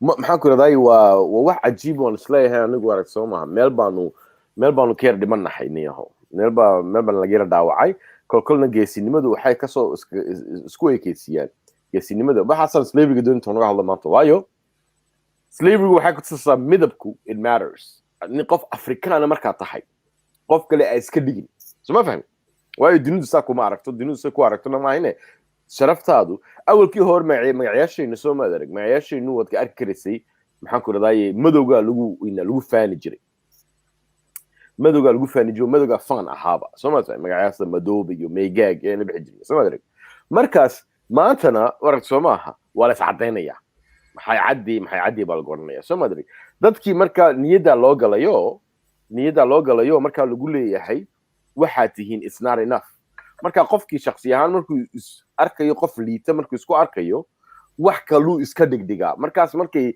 bani Hashim iyo bani Zubi iska doonayaan Soomaalideenu waxay doonayaan intay kor isu kiciyaan soo fahmin intay kor isu kiciyaan bay doonayaan qasada ay u dhacdaan anigu marka aan Jiddaan marka soo baxayay and this is a long time ago marka isku hubsanayay diintan soo ma fahmin markaas fahmintay sheekada khiyaali tahayba Jiddaan joogay haydo maxaan ku raday waan soo socdo Isayro maxaa kala Soomaaliyeed oo in maxaa kala Sharia ayuu kan airportka joogay ku qeeliyo markuu passportkeedii markuu eegay ayuu yiri ala dadkan waa dadkii bila magaalada ahaaba af Carabi ku bila akhlaaq kawar islaan hooyadii laago ka weyn ayuu soo yiri mu aflagaadada markaas ay daf Carabi la gashay anoo fahmi markii damaan weydiyo hooyo maxay ku yiraahdeen ma meeshaas ulay bila adabkan kalamka markaas aan naxayma markaas intaan u tagay aniguna af Carabiga dama yaqaano allergic ama ku ahay kuma hadlo markaas aan u tago ku I'll never coming back to your fucking country ayaan ku yiri ma desli fahmi waayaan ka filay okay mbiri isoo marka akhlaaq xumada dadkanina waxay ku raday inaku ma isku dhajinayeen diintay dadka noo soo maray dadkii u soo maray soo ma fahmi marka waxa doonayay Soomaalidu aragto maxaa ku yiraahdaa sida loo galayo sida dadku noo arkayaan siday maxaa ku yiraahdaa inaad quraanka wani fahansaneen waxa ku qoran quraanka هاي wadgan ka hadlayeen is cadeeyaan oo dawoon ismariyaan quraanka waxa ku qoran alladina yadkhuluna fil janna kulluhum wujuhum bayda maxay jannada inuu galo waa inuu cadaado qof madoobi janna looguma talagelin ku soo celi inta ku soo celi geelo inta ku soo celi maxaa tiri alladina yadkhuluna fil janna kulluhum wujuhum bayda haye jannada cadaan baa loo galaa Soomaa qof cadun baa galaya ku qoran markaas cadaan sida loo ma jeeday weysada ku cadaynaysa bay ku oranayaan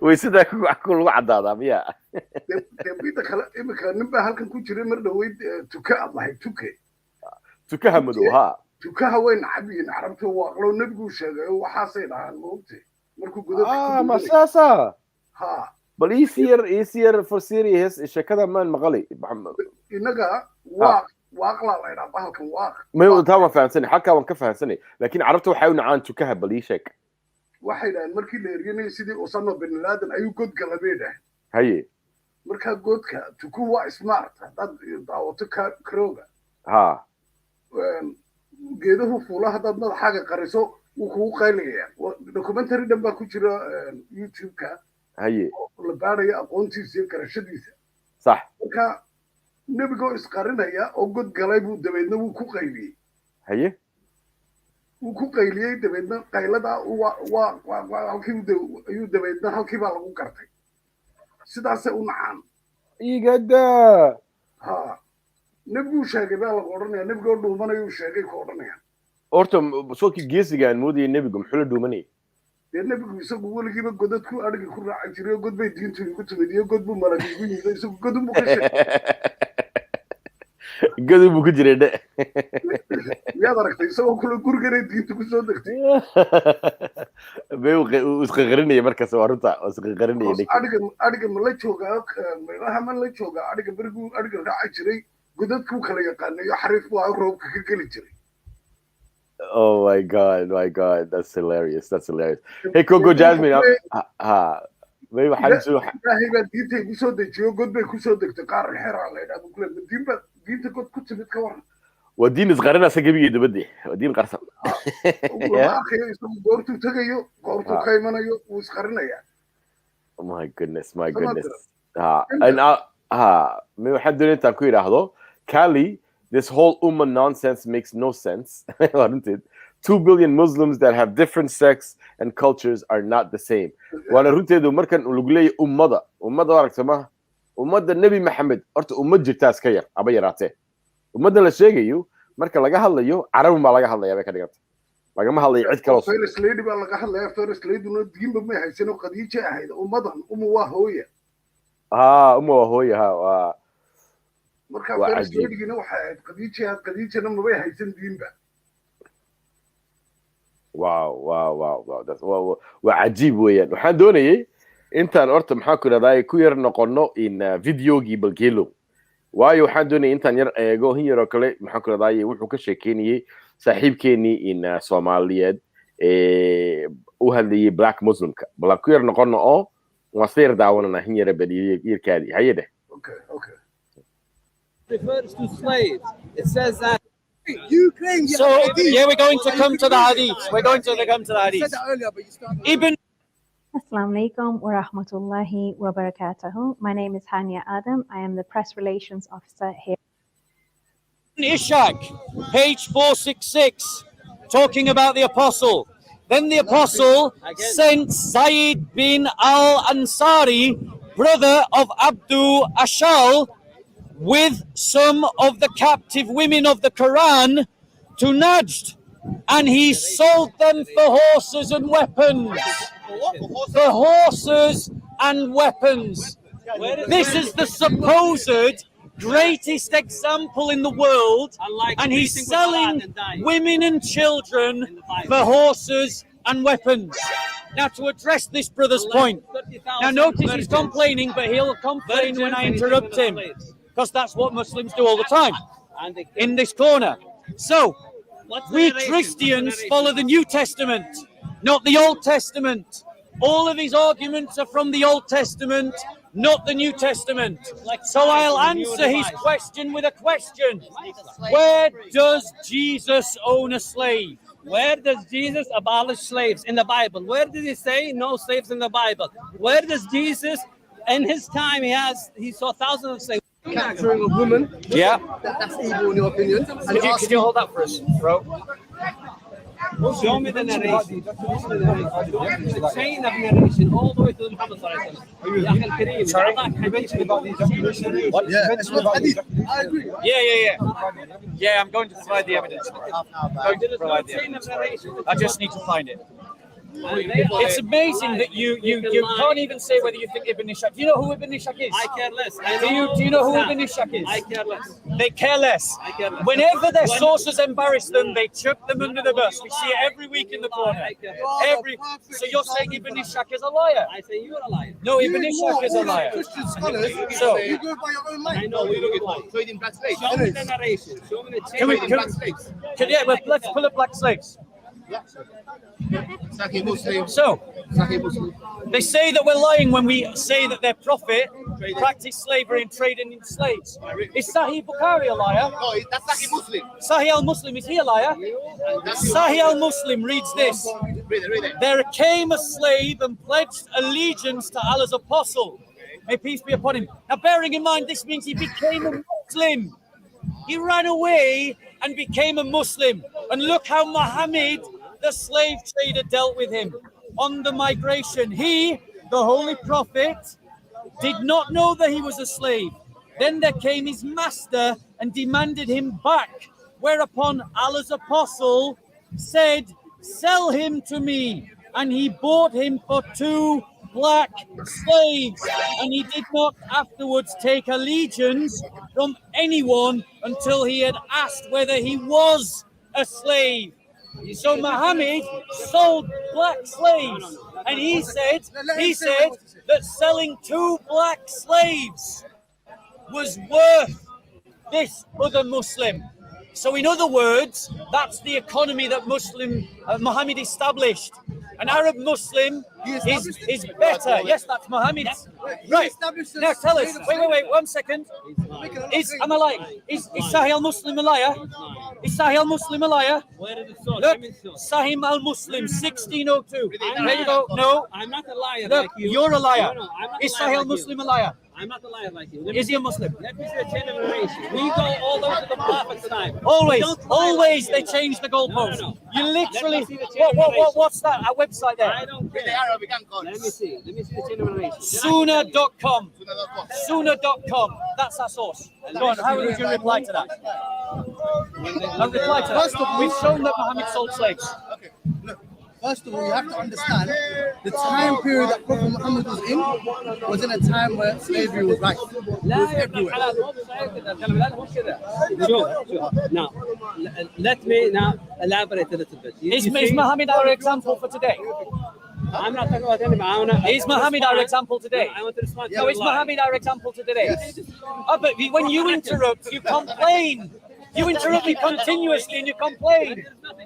Is Muhammad our example today? So let me talk to you. Because I'm just going to keep interrupting him because he continuously interrupts me. I'm not. Is Muhammad our example today? So the argument that he did this in the past is irrelevant if he is our example. So we should have slaves today, right? So Muhammad isn't our example then. Go on. Don't go left and right. Bro. No. I'm following a very clear logic. Muhammad is our example today, tomorrow, and in the past. His time period was very different to ours. There aren't slaves here for us to trade on. There's no slaves here. Should there be? But no, we don't believe in slavery. We don't believe slavery is halal. We don't believe you are better than another man. We don't believe in So was Muhammad committing sin when he had slaves then, if it's not halal? How do you know he had slaves? We literally just quoted your hadith. What you read was that he traded 2 black slaves. So he was a slave trader. No. How do you know they belong to him? Okay, can we pull up the ones where were they his right to sell? Listen, I've asked you some questions. Okay, all right. Can you right? How do I know that they're his? You ask that question, I'll answer. He sold them, and if he didn't sell his own property, that means he was selling someone else's property, and so we can surmise that they were owned by him. Fair enough. No. Fair enough. Thank you. I mean, no one really knows whether they were his or not. I was just saying that. But the point I'm trying to make is. Kenyaadaygi Soomaalida ka soo baxaysa. Unbelievable. It's so cringy, brother, to watch this guy. Kenyaadaygi Soomaalida ka soo baxaya. What are you qasdi? He's قصة في العالم to him the hadith, and he's like, where did he say it? Like, is he suffering like some comprehension issues or something? I have no idea, bro. I have no idea. وعقلي نبي محمد slaves مو لهين ولا آخري ها نبي محمد slaves مو لهين بكو عشده. ورا هنا ذكر عليها ما أرك كريسة فيديو قال هالك صوت يوتيوب كأمر شد كريسة.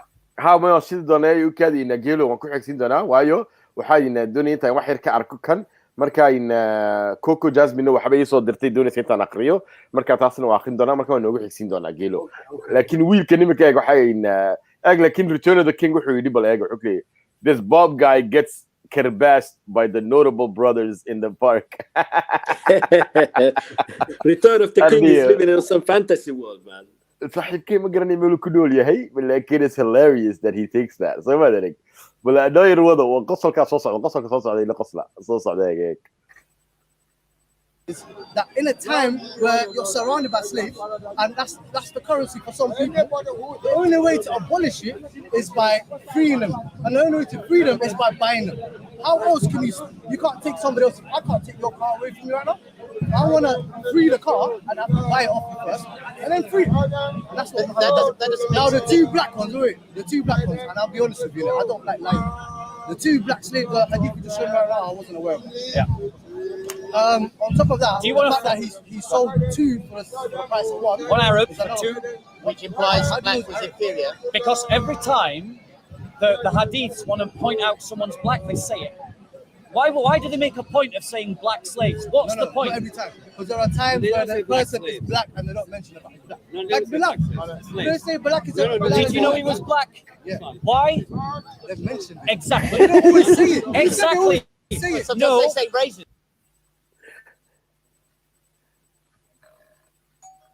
So let's say you have to read an incredibly long email from your boss that you have to finish before the big meeting. They ain't racist here. No. Right, no. So, brother, Muhammad said that you should follow the Caliph even if he is an Ethiopian with the head of a raisin. That's another one of your hadiths. Yeah. Your prophet was racist to black people and traded in black slaves, bro. How is that racist? If I call you blue eyes, is that racist? No. It's a description. No. Now, he described a person. But Oh my days, bro. How embarrassing is this guy, bro? You know what, Madu? I think we need to come up with some kind of a register. If MBS, European Arabs do one day, if they decided, my grandma said they need a slave market once again, we can just make a long list. We can put this guy top of the list. Yeah, it's like your Return of the King, your first shipping containers, but good there now. You just on the Gulf, go kill masses. But look at these idiots who have the yena. How embarrassing. مسكين كوالا هيستاذني وفرعون أنا وأقول حياة صاحبك بس كحدا لقى هيستا ما بقول فلية هي والله هيستا. Go on. It's okay, Bukli. It's like I call you blue eyes. Raisin head is like I call you blue eyes. Go on. Ajib. It's too much. But let me hear Darana. Then when they get Jindona. As raisin head. Raisin head. Okay, what does that mean? If I said to you, maybe if I said to you, because you might be. I don't know. Inherently racist. I'm just saying, brother. How do you know? What's your name, bro? My name is Ali. You seem like a nice person. My name is Bob. Ali, you in your heart, the fact that you want to reject slavery already makes you better than Muhammad. No, it doesn't. It really Muhammad does. was the first man on earth to abolish slavery from a whole peninsula. Tell me anyone else that has abolished practiced slavery for 1400 years without interruption. What kind of slavery? Did Jesus abolish You slavery? speak so much. I'm going to give you an example. Now you asked me to give you an example. The Hadith, it's in Sahih al-Bukhari, and this is it, narrated by Abu Sa'id al-Khudri, that while he was sitting with Allah's apostle, he said, "Oh Allah's apostle, we get female captives as our share of booty, and we are interested in their prices.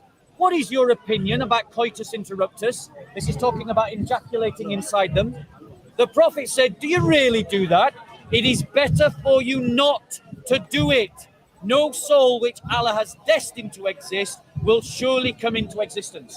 So Muhammad is saying, so you wanted what kind of slavery? Sex slavery. That was the original argument. I'm confused. Can you explain to me what that says again? So basically what happens is they've won a war, they've captured female slaves, and they want to know about the prices of the slaves. And they want to know if coitus interruptus is allowed because it will affect the prices of the women. I.e., a pregnant slave is worth less than a non-pregnant slave. And so Muhammad says, don't do coitus interruptus, which means what he's saying is ejaculate. No, coitus interruptus means that you withdraw before the point of ejaculation. Right. Yeah. So what he's saying is ejaculate inside them. That's your prophet. That's your great example. Now what does that mean to you? What that means, it means that Muhammad is a disgusting individual. No. Before you he is not a moral example. If he says to his people, don't pull out, continue to have sex, have children with these women, what does that mean to you? It means that Muhammad values these women so little that he allows these women to be captured as slaves, used as sex toys. Have sex with women and pull out. That would basically mean talk about missing the elephant in the room. We're talking about the sexual slavery of women, and he's trying to argue about the best way to rape them. No, wait. You said, okay, let me rephrase what you said, and you told me if I'm right.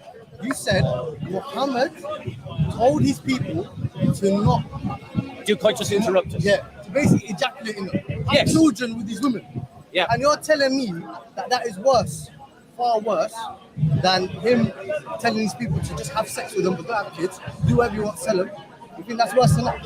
I am saying it's A worse than B. Right, yes, I am saying that each of these things is so to settle down bro. with a woman, have children with them, is worse than just using them and abusing them. So what I'm saying. Now Bob is basically saying that using and abusing is a better form of taking care of your captured people rather than actually settling down with them.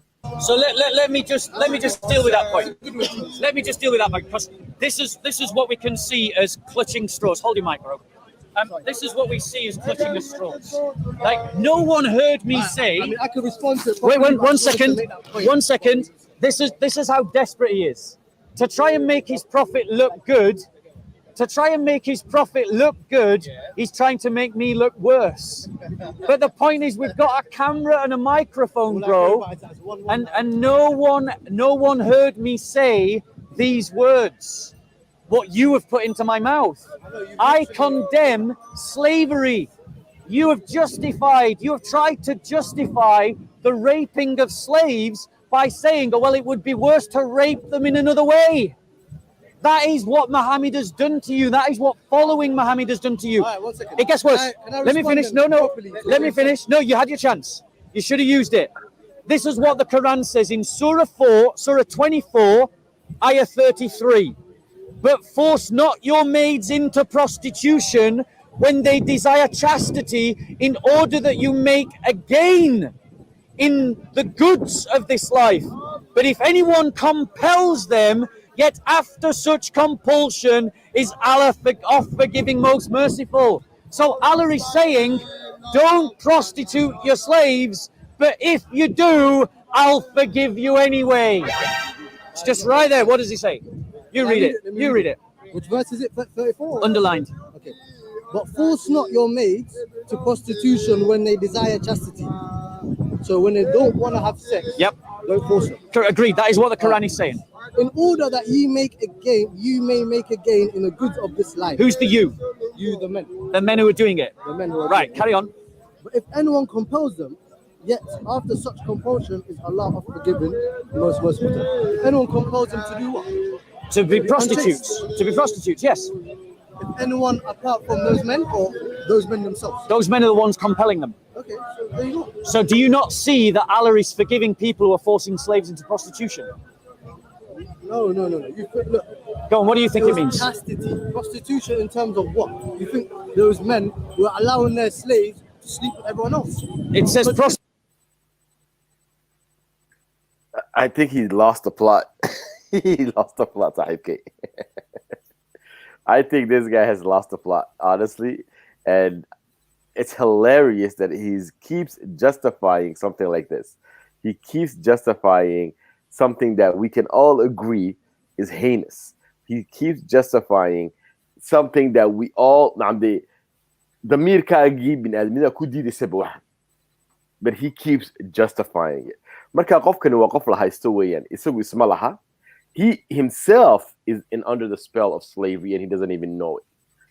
Right? He himself is under the spell of slavery and he doesn't even know it. That is amazing that this guy is there. And he was watching and he's saying all these things. Oh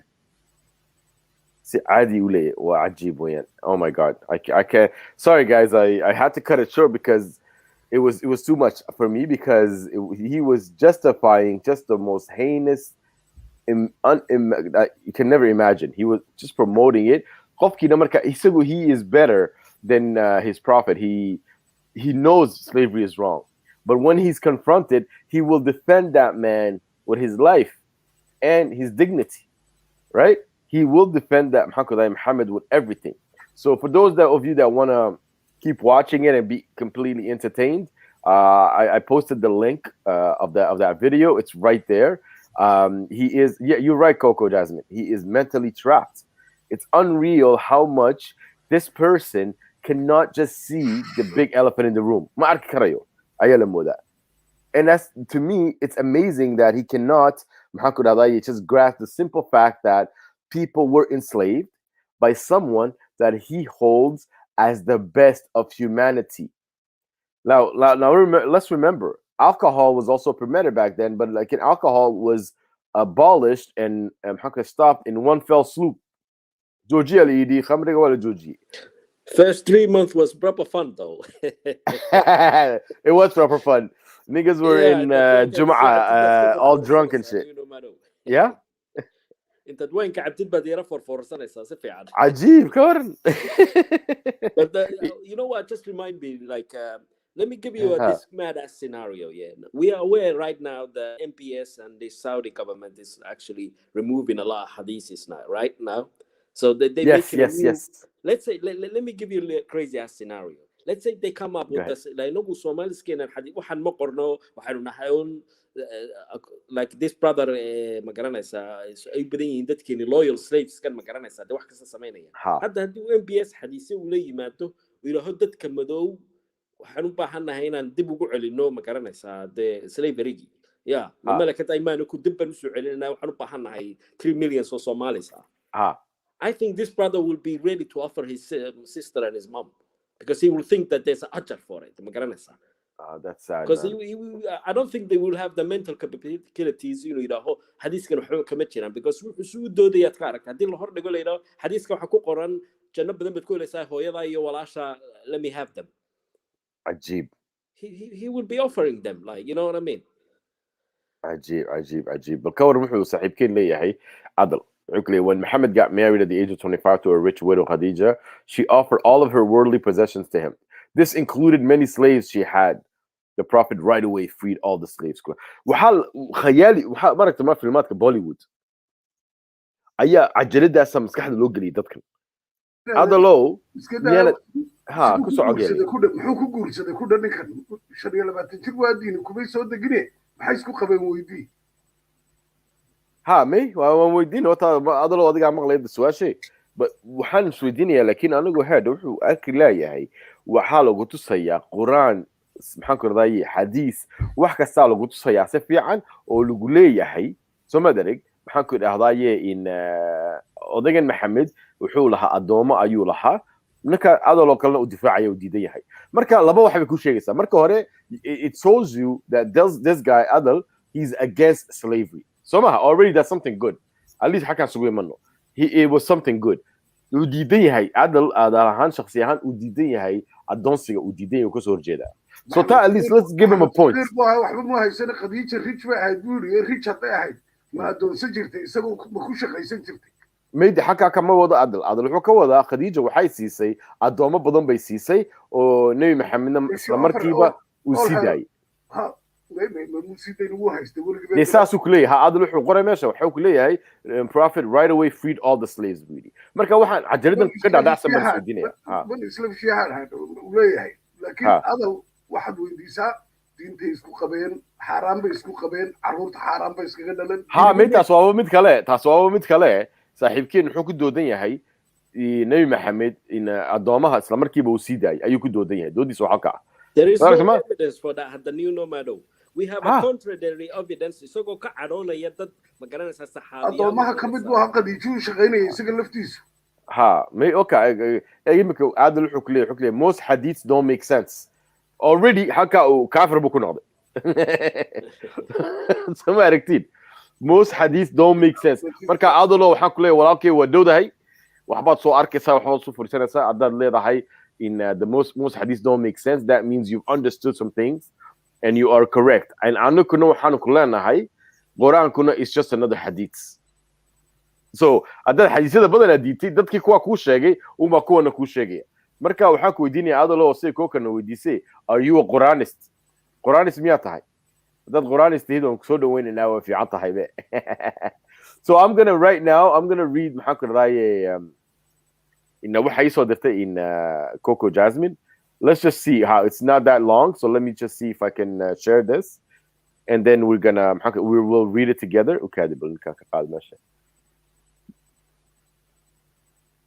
يا مركا waxaan yar eegaynaa bal waxay ka hadlayaan qisadani waa qisad maxaa ku dhahdaay cajiiba ay soo dirtay maxaa ku dhahdaa Coco Jasmine so lama arko so la arkaya soo ma I think wala arkaa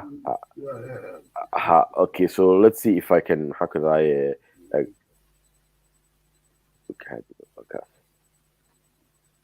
okay waxa kan waxa weeyaan waxa leedahay he hired a woman to serve him, then he agreed with her that she would be his slave. Okay, or jurisprudence. Few years back, I needed a slave for comfort and support and fulfill my jobs. I was able to pay the slave what they wanted and to comfort them too on their conditions. There was a young lady who agreed on our conditions. My slave was only there when I needed her, a bit like part employment. She came over when I needed her and went away when not needed. We made a contract that she would serve me because she agreed and I agreed with my side. Hence, this young lady still lives in her parents' home and is not married. She agreed I be her master. So it gives me the rights to touch her and look at her. We spent a lot of time together and I freed her from the contract, then got married together. The point is that we get slaves for more time, but when will that come? Here she had agreed and look after with the same standard of mine. Is there any haram element in the situation because the master only touched someone he owned? So this cannot be zina. I would like to know the equities of slaves too. Marka ninkan wuxuu weydiinayaa is slaves are only available at wartime. Marka waxaa loogu jawaabay, praise be to Allah. Some of the questions are repeated and interconnected. We will answer them inshallah in the following points. Marka nin baa weydiinaya sheekh adigu.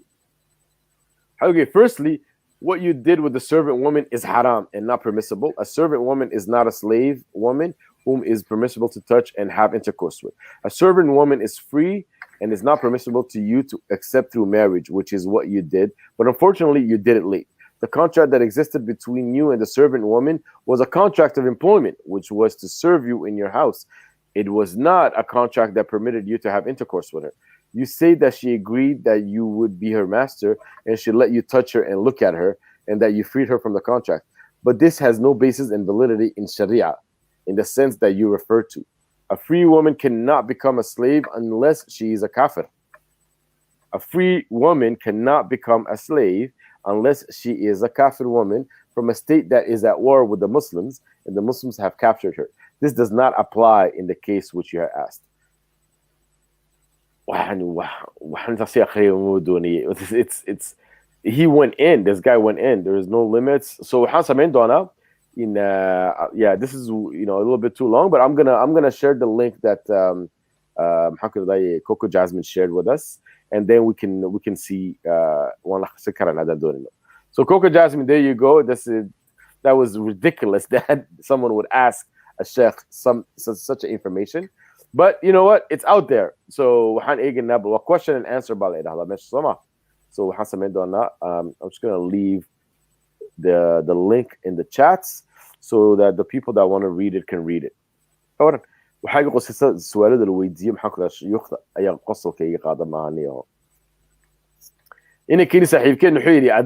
only take parts of the hadith that sounds reasonable. The hadith that don't make sense, I reject.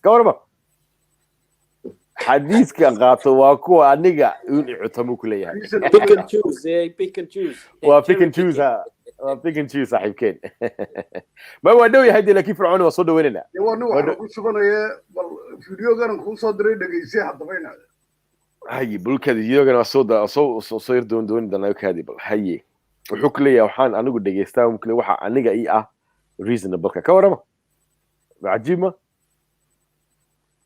ورنيك قصص سنه قصص دليل بالنا او reasonable markuu leeyahay wax isagu reasonable oo arko waxa kala ma qaadanayo صح okay marka waa fikirkiisu u dhow yahay laakiin de waxay runtaa in la taabsiin buu rabaa maxaa ku leeyahay video-gan ay soo dirtana waa ilaa 20 minute baan malanaya geelo Deero hore professor wuxuu ka hadlayaa inaan diintan wax jirtaba aanay ahayn haye bal aan la wadaagno dadka bulkaadi inta xakaadana share screen kaas okay waxaan dhegeysan doonaa malaha 2 minute ugu horeeya bal eegina wuxuu sheegayo in saaxiibkeen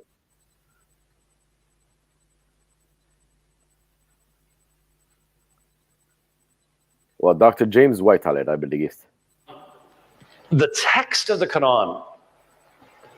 I'm going to show you some things over the next 15 minutes that 99.9999997% of all Muslims in the world have never seen. I presented this material in a debate in Queens about 2 years ago in a debate with Imam Shamsi Ali. We were in this huge Presbyterian church, but it's a really liberal Presbyterian church, so there hadn't been more than 20 Presbyterians in this church at one time for about 50 years. That's what liberalism does to you. Beautiful church. Seated 1,000 people, standing room only, and 800 of them were Muslims. And when I got to this point where I started showing some of the stuff I'm going to show you, it was the deer in the headlight thing. What are you talking about? I'd never seen anything like this before. Have I woken you up now? Good, good. The Muslim believes, remember the Quran is probably still over here someplace, right? Has it moved over here yet? Okay, it's slowly moving. It may get over to here tomorrow night. I need to start carrying more than one of those. But you know one of the reasons I don't carry more than one Arabic Quran? You know how many times I have found a "we inspected your bag" TSA thing inside my Arabic Quran? I think someone's trying to give me a message. And I feel like going in there and saying, dudes, I'm the Christian. And but they don't get that message. The Muslim believes that that Quran is exactly what Muhammad dictated as the Quran came down. And they look at us and they go, oh, okay, how many of you have the ESV? Come on, how many of you have the ESV? How many have the NIV? How many of you have the New American Standard? How many have the King James? How many have the New King James? How many have the NRSV? How many have the Living Bible? Don't put your hands up. That was a trick. We will have intervention counseling with you afterwards if you put your hand up for that one. And they look at that and they go, Word of God? How can you have the Word of God if you've got all these different versions of it? And not only that, those of you who have the ESV and the NIV, okay, let me just do one thing to you here. Who has the ESV? Put your hand up. Who has one with you? You have one right there, or the NIV, either one of them. It goes from 3 to 5.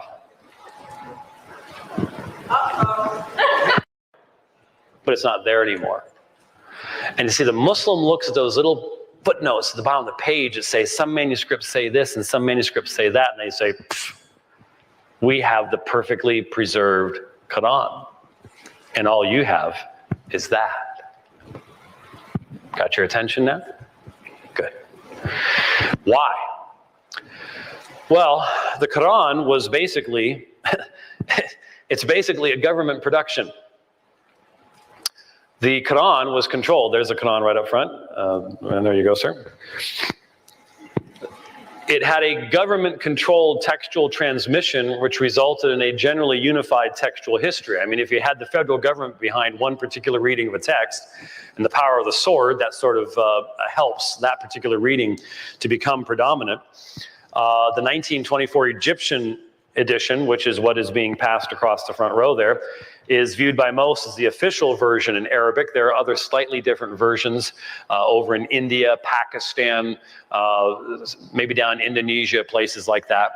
But that's what you have there. Now, there is a major difference between the centralized governmental control of the collation and transmission of the Quranic text and the non-centralized, non-controlled transmission of the New Testament. I don't have time tonight to do this.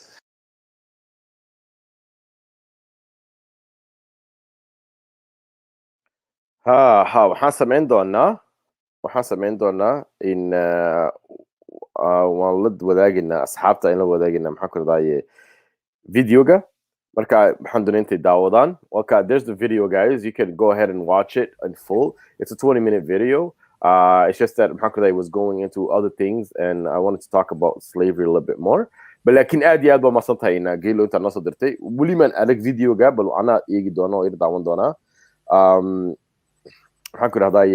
Grace is asking me, are you a theist or believe in a higher power, bro?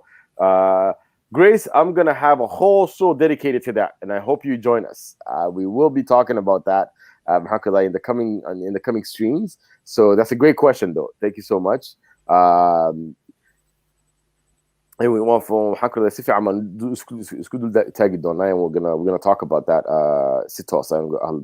But I really wanted to just talk about slavery and the way dadkan carabtu waxay noo keeneen sheekooyin ay nagu leeyihiin aqbala wax kastan anagu ka fikirno aqbalaasha in diintan carbeed waa fikraad carbeed waa dulmis carbeed marka inaka waxaan isweydiinayaa markaanu aqbalayno waxaanu aqbalaynaa in a state of slavery baan aqbalaynaa so we're accepting to be in a state of enslavement I think لكن afka lagu macaaneenaya marka lagu barayo arag Soomaali dadka ma aragteen qof la muslimiinayo ma aragteen qofka la muslimiinayo looma sheego wala Quraan wala Hadith nothing like that qof baa la hadlaya qof si fiican u soo dhawaysanaya qof afka u macaaneenaya like some bewitchment ayaa ku dhacaya qofkii Soomaali and then they become Muslim markay muslim noqdaan ayay arkaan aday badanaa dadka markay muslim noqdaan way akhriyaan oo way isdul taagaan quraanka iyo xadiiska iyo aragtama they start reading up on things and that's the worst thing to do if you're a Muslim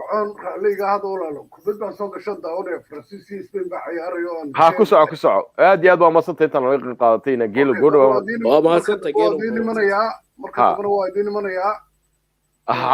أحد أنا هاتو بلن جيلو أحد بلن أنا واحد أدي أبا ما صنت جيلو ما تين دولار كي هاي أمالي ونأكسب مركا فرعونو واسكسو جبين إن أبى جردوي وحان دوني أنت كويديو صاحبه what is the solution of this why like how can people and the solution what I mean by the solution is how do we make our people understand that there is enslavement included in this religion, and how do we make them see it? So, Hadith by Mikhail Sodatain, is Dawood's Hadith and Slavery, Abu Dawood, Volume 2, Chapter 597, on a man who beats his slave while he is in the sacred state wearing ihram. Abu Bakr began to beat him, Abu Bakr's slaves, while the apostle of Allah was smiling and saying, look at this man who is in the sacred state. What is he doing? The note for this hadith says, Abu Bakr beat his slave to teach him sense of respect. Bakar? Waxa soo meedan ba ka buuxa walaalo new nomado marka dadkeenan Soomaaliyeed waxay u baahan yihiin wake up call and a lot of education through the history and unfortunately waxa weeyaan wixii baan valueski iyo opportunitieski iyo meelihii runta ay dadkeenu ka fahmi lahaayeen say u wake up gareeyaan anay u smell gareeyaan the beans kan iyo magaranaysa waxaan terrible things kan Islaamku uu ku hayo iyo oppression ka marka waxa weeyaan hadda walaaladeena nala murmayay kule Nabi Muhammad freed the slave iyo waxaan riwaayadan aaminsan we have a opposite hadisyo magaranaysa kana hadda inoo akhriyeysay hadisyo kale oo Nabi Muhammad uu ka caroonayo dad saxaaba ah oo magaranaysa slave koodii free gareeyay and he gets mad about it qaar wuxuu qoranaya maxaa fasaxdeen hadis baa jira hadis kale baa jira Nabi Muhammad oranayo slave kaagi baad fasaxday waxa fiicnaan lahayd inaad adeerkaa siisid يعني this guy was never والنبي قفك القليه والنبي إلهي بصدرت القليه كور أي waxa weeyaan inaga ninkan ma garanaysa waxay noqon dhigay something better than the sun ma garanaysa ayo de nooc kala like this man was a horrible abuser buha nin de ma garanaysa sidii videos ki wada wata man mareynay Abdullah Samir iyo Condone epilepsy iyo de ma garanaysa ninkan mental state kiis warniyo ma daawatay videos ka labadooda asxaab baan ay namadan Abdullah Gondol iyo Abdullah Samiro Abdullah Gondul baa sameynaya a whole PhD buu ku sameynayaaba sheekadan. It's amazing, man. Them two first videos came out I still haven't finished the second one. How were that but everything like waxa walaal qof arkaya ayaa haddana inaga dhibku waxa weeyaan inaga the reason ka dadkeena walaal new nomad ay ugu adag tahay reality-ga iyo inay liqaan wax so obvious oo hortooda yaala ayaa waxay tahay waxa wadankeenu hore u socon laayay because inaga indoctrination culus baa xadbooda in ma garanaysaa gasoline dhagaha lagala shubay dadkeeni wixii iyagoo arkaya bay rabaan inay kulmurmaan sidii ninkaan video daawanaynay sida dadkan kale aan habeenayo maalin wax u sheegayno ma garanaysaa laakiin we just have to keep it ma garanaysaa to drop them seeds and plenty of them will recognize ma garanaysaa in Islam is not the way and people need to stay away from this madness Arabian fairy tales kan ma garanaysaa. Absolutely. I always ask myself, right? I always ask myself, and Coco Jasmine is really correct when she said, "Solution is education to teach about the history of Arab slavery as Islamic slavery." Right? I'm saying hakuza, hakuradai wa inan aragno dadkan adanu wa ushegno so madarag. Way arki doonaan anaku waxaan aan leenahay waxaan jab ka soo baxayna ma. Marka igu tiraahid bur fircoonka when you tell me, "Hey man, I'm like this and I'm like that. Look at the book I wrote." And then I read the book and I say, what the fuck is this, man? I tell you, no. I can't. In the adeegnimada si soo bad erga leedahay buugaagii baan qoda akhriyeyo aan kugu leeyahay war buugaaga bal eeg marka igu diidid adigii baa waalan saanigii baa waalan waxay kula tagayaan meel aan cajiib kula tagayaan dadkii. It's amazing, brother. I was just watching last night a posted prophet having a debate with this some Pakistani guy or something. It was such a market they had marka dadkan there's certain pattern of behavior Muslims ku ay qabaan oo marka ugu horeysa waxa lagu oranaya waa sheegayse anu waxa disida ma aaminsan some of them waxa ku oranayaan it's not in Arabic. You know that famous phrase, it's not do you speak Arabic marka wakasi sibanayaan bala moodaa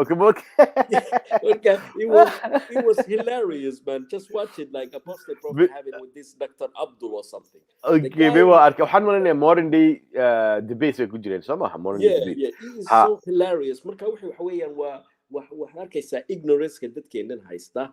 This Pakistani guy iyo markaan ku leeyahay dadkan supremacy-ga marka laga dhaadhiciyo certain culture iyo language ku inuu yahay this Dr. Abdul keeps repeating ma garanaysaa kale ku leeyahay but I am an expert in Arabic language. You have to read this in Arabic. Marka waxa weeyaan just like the value-gi iyo nonsense-kaagi iyo ma garanaysaa it doesn't make the fairy tale more real ma garanaysaa no matter what language lagu akhriyo ma garanaysaa.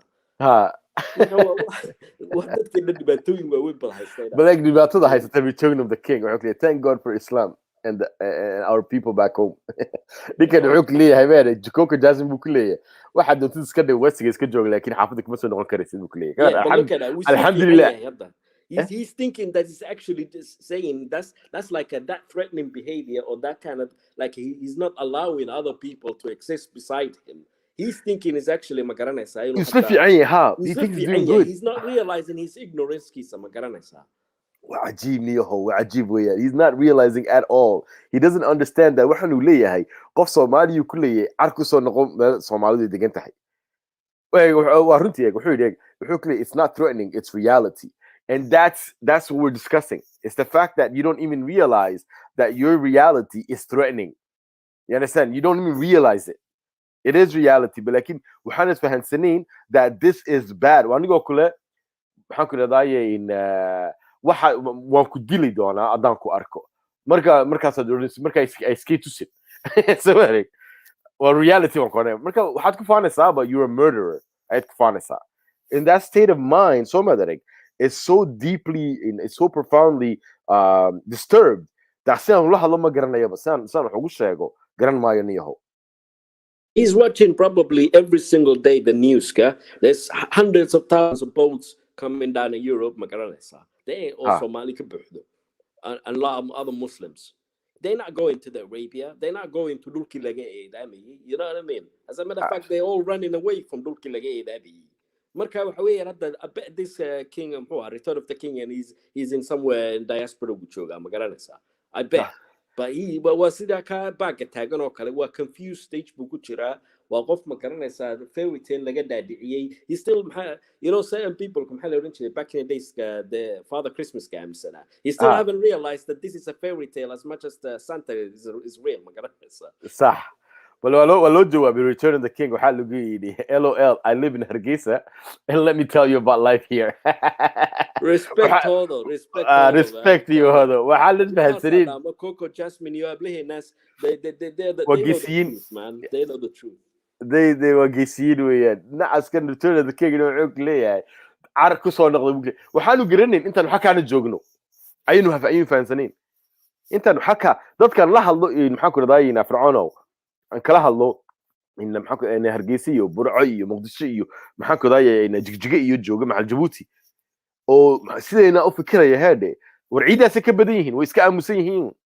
exactly and think about it what was it that the odagimiuha Qardawi the one that lives in Qatar said that if the Islam didn't very runta sheego I think it was like 10 or 5 years ago he was like I saw some clip he was saying that if Islam did not have this apostasy killing roka the message kuma hadin new no wala goor bixi lahaa bid ha maanta marka Return of the King iyo raggan kale Saudi district black sitayu waa runtaay dadkeena hablaheena iyo walaaladeenna wadankii jooga there's thousands upon thousands waxa weeyaan can you stop being abusive iyo magaranaysaa threatening behavior can you keep your fairy tales yourself hadan sharciyanka saxta isla soo saarno wadankan bari horumari lahaa dadka Soomaaliyeed bari horan solution wadanka u heli lahayn magaranaysaa the triple skin iyo wixin لكن unfortunately let's read more of the Arabian fairy tales but yeah والله يمكن wuxuu leeyahay weeyay kun sano ka hor wuxuu leeyahay your kids and my kids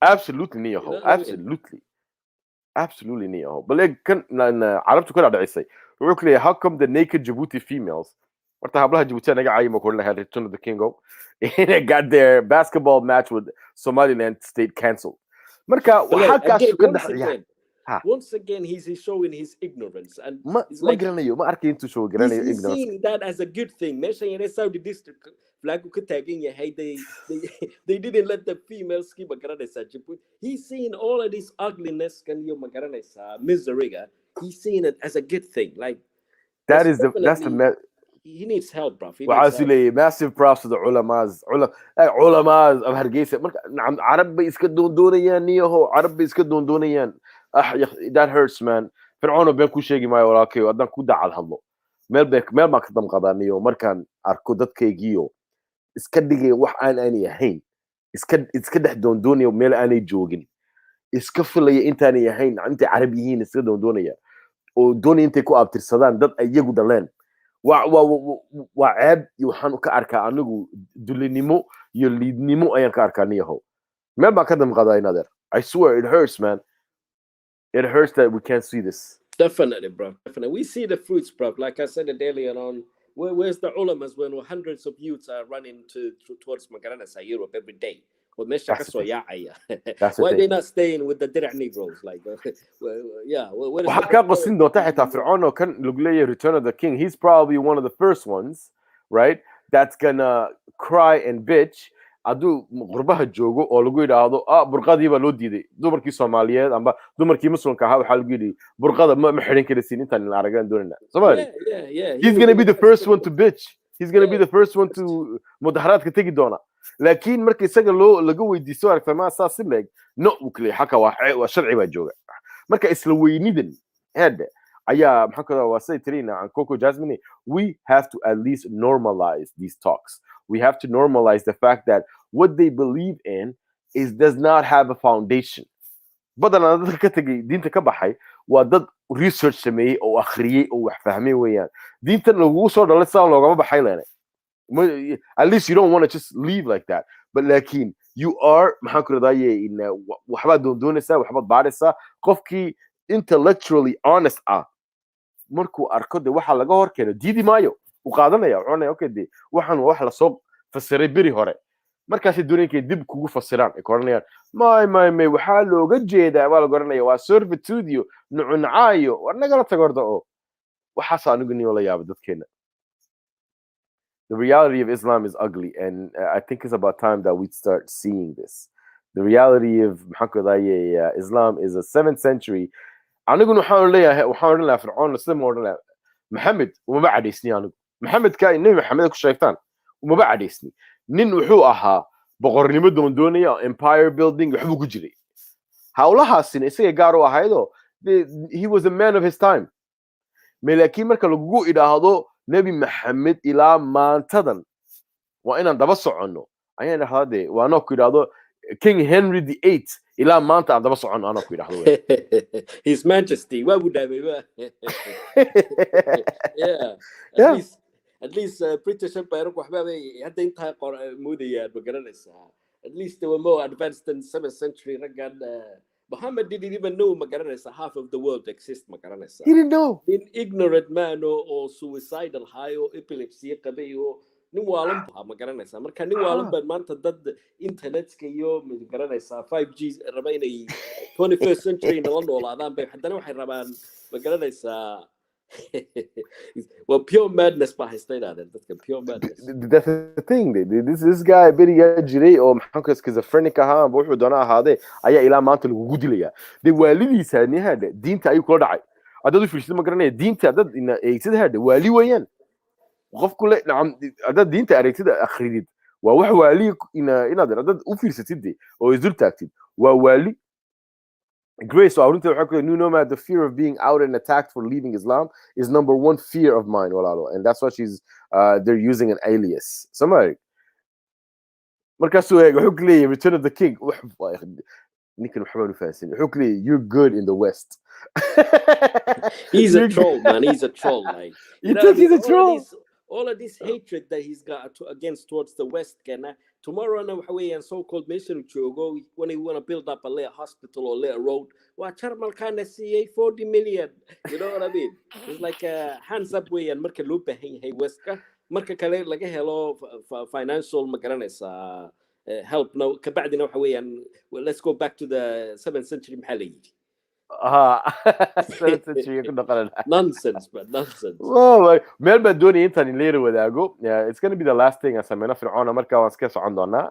In egg, we had doing internet to so how could I? This is a website that I actually go to. Measure Hasu Canon, all of the Islamic the jurisprudence. The religionofpeace.com. I Marka slavery attached. What does Islam teach about slavery? Does Islam condone slavery? Does Islamic teaching allow Muslim men to keep women as sex slaves? Alright, sama. Quran Quran 33:5. O Prophet, we have made lawful to thee thy wives to whom thou hast paid their dowry, and those slaves whom thy right hand possesses. But my حصلت فرعون عربي حلقوني I think it was I only remember that the ملكة أيمانكم that's the ملكة أيمانكم how وتاوين so this is the one Quran كان حكلي هي 23:5-6 who abstain from sex except with those joined to them in the marriage bond or the captives whom their right hand possesses so the Quran is a small book so must see there the Quran so if Allah used valuable space to repeat the same point 4 times, sex slavery must be very important to him. This is something. Yeah.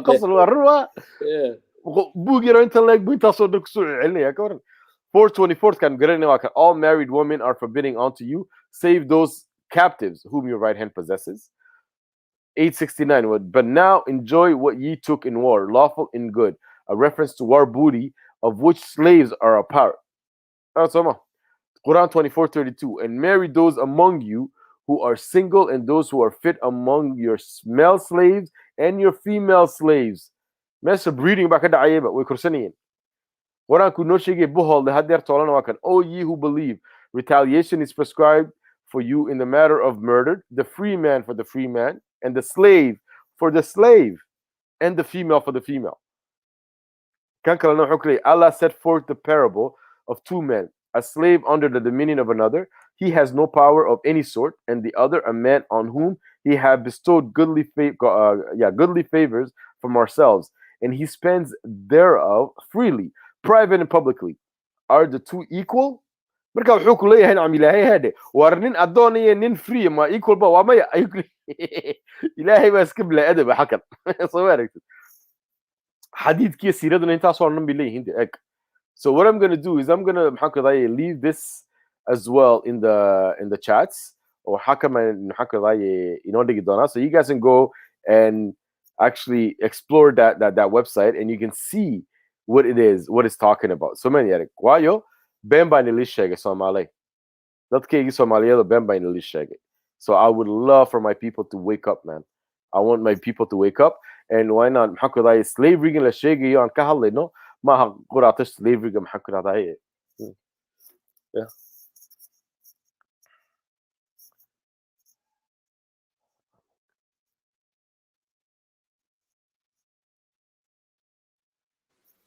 Male Marla. Yeah, you cut out, but just a little. Yeah, sorry. I had a call. So that's it. So hold on, but don't call. Yeah, waxaan ku oran doonaa maxaa ku dhahdaa ha qof ay la soo hadlayay ولكادي وكاس اسكي حياه تليفونكي يا مركب الفرعون what maxaa ku dhahdaa last maxaa ku dhahdaa thoughts aan iska soo gabagabaysanay maxaad ka filaysaa there? I would say that the Islamic slavery can was obvious thing, a horrible thing weeyaan waana wax inagu specifically hadan dad madow oo Soomaali aan nahay dhinacna naga soo maray ilaa haddana mentally na haysta marka we should be garanaysaa inaan the growth samayno oo aan reflection samayno oo wax akhrino oo wax baadhno oo aan magaranaysaa ogaano waxaan inaan danteena hayn inagana inuu noqonayo inaan noqonayno dad servitude iyo jaareednimo isqoray oo dad kale furayaasha u hayaan. We should never compromise ourselves to that position magaranaysaa marka we should definitely not be magaranaysaa enslavement ko inaan ka baxno mindka oo aan ogaano true heritage keena iyo true magaranaysaa legacy keena iyo tradition keena iyo waxaan inagu hayno aan let's magaranaysaa dhulkeeni aan dib u qodno history keeni dib aan u baadhno magaranaysaa let's find out inagu yeenu hayno inagu ba adduunkan not to follow somebody else storygiisa iyo wixiisa iyo khurafaadkiisa iyo riwaayadiisa carbeed waxaas magaranaysaa meelna gaarsiin maayaan inaga adduunkan waxa weeyaan everybody sees the world through their own lens marka let's teach caruurteena iyo dhalinyaradeenna inaan inagu adduunkan dad ka mid aan nahay dad true magaranaysaa one of the magaranaysaa ancient civilization kii adduunka abayaashii hooyooyinkiisaba inagu aan nahayn marka let's go back to berigaan adduunka sharafta ahayn let's return to our greatness keeni rather than aan noqon lahayn servants for other nations. Absolutely, you said everything saxiibo aad iyo aad baan kugu mahad celinayaa and like in grace waxay tiri enslavement kana ka hadlayo anigu maanta oo aragtamaha it's not just a slavery qof adoonsanaya slavery comes in many forms and there is such a thing as mind enslavement as well. So mind enslavement kan waa inaan keer baraarugno adan Soomaali nahay waa sida walaalkii Fircoon sheegay we are great people we are out we meel baan ka soo jeednaa dunida aan our own powers we have to actually learn about ourselves. So know thyself so know who you are qof Somali ayaa tahay oo sharaf leh oo karaamaysan markaas cid kale yani ku adoonsanin. So sida ayadee taasaan isku ogaanayna Fircoon aad iyo aad baan kugu mahad celinayaa inaad intaad maanta iga soo qayb qaadatay aan keer sheekaysanay de waxaan naga guuxay. Thank you very much man. Thank you very Absolutely. For your time and effort, and you're doing a tremendous work, and you know.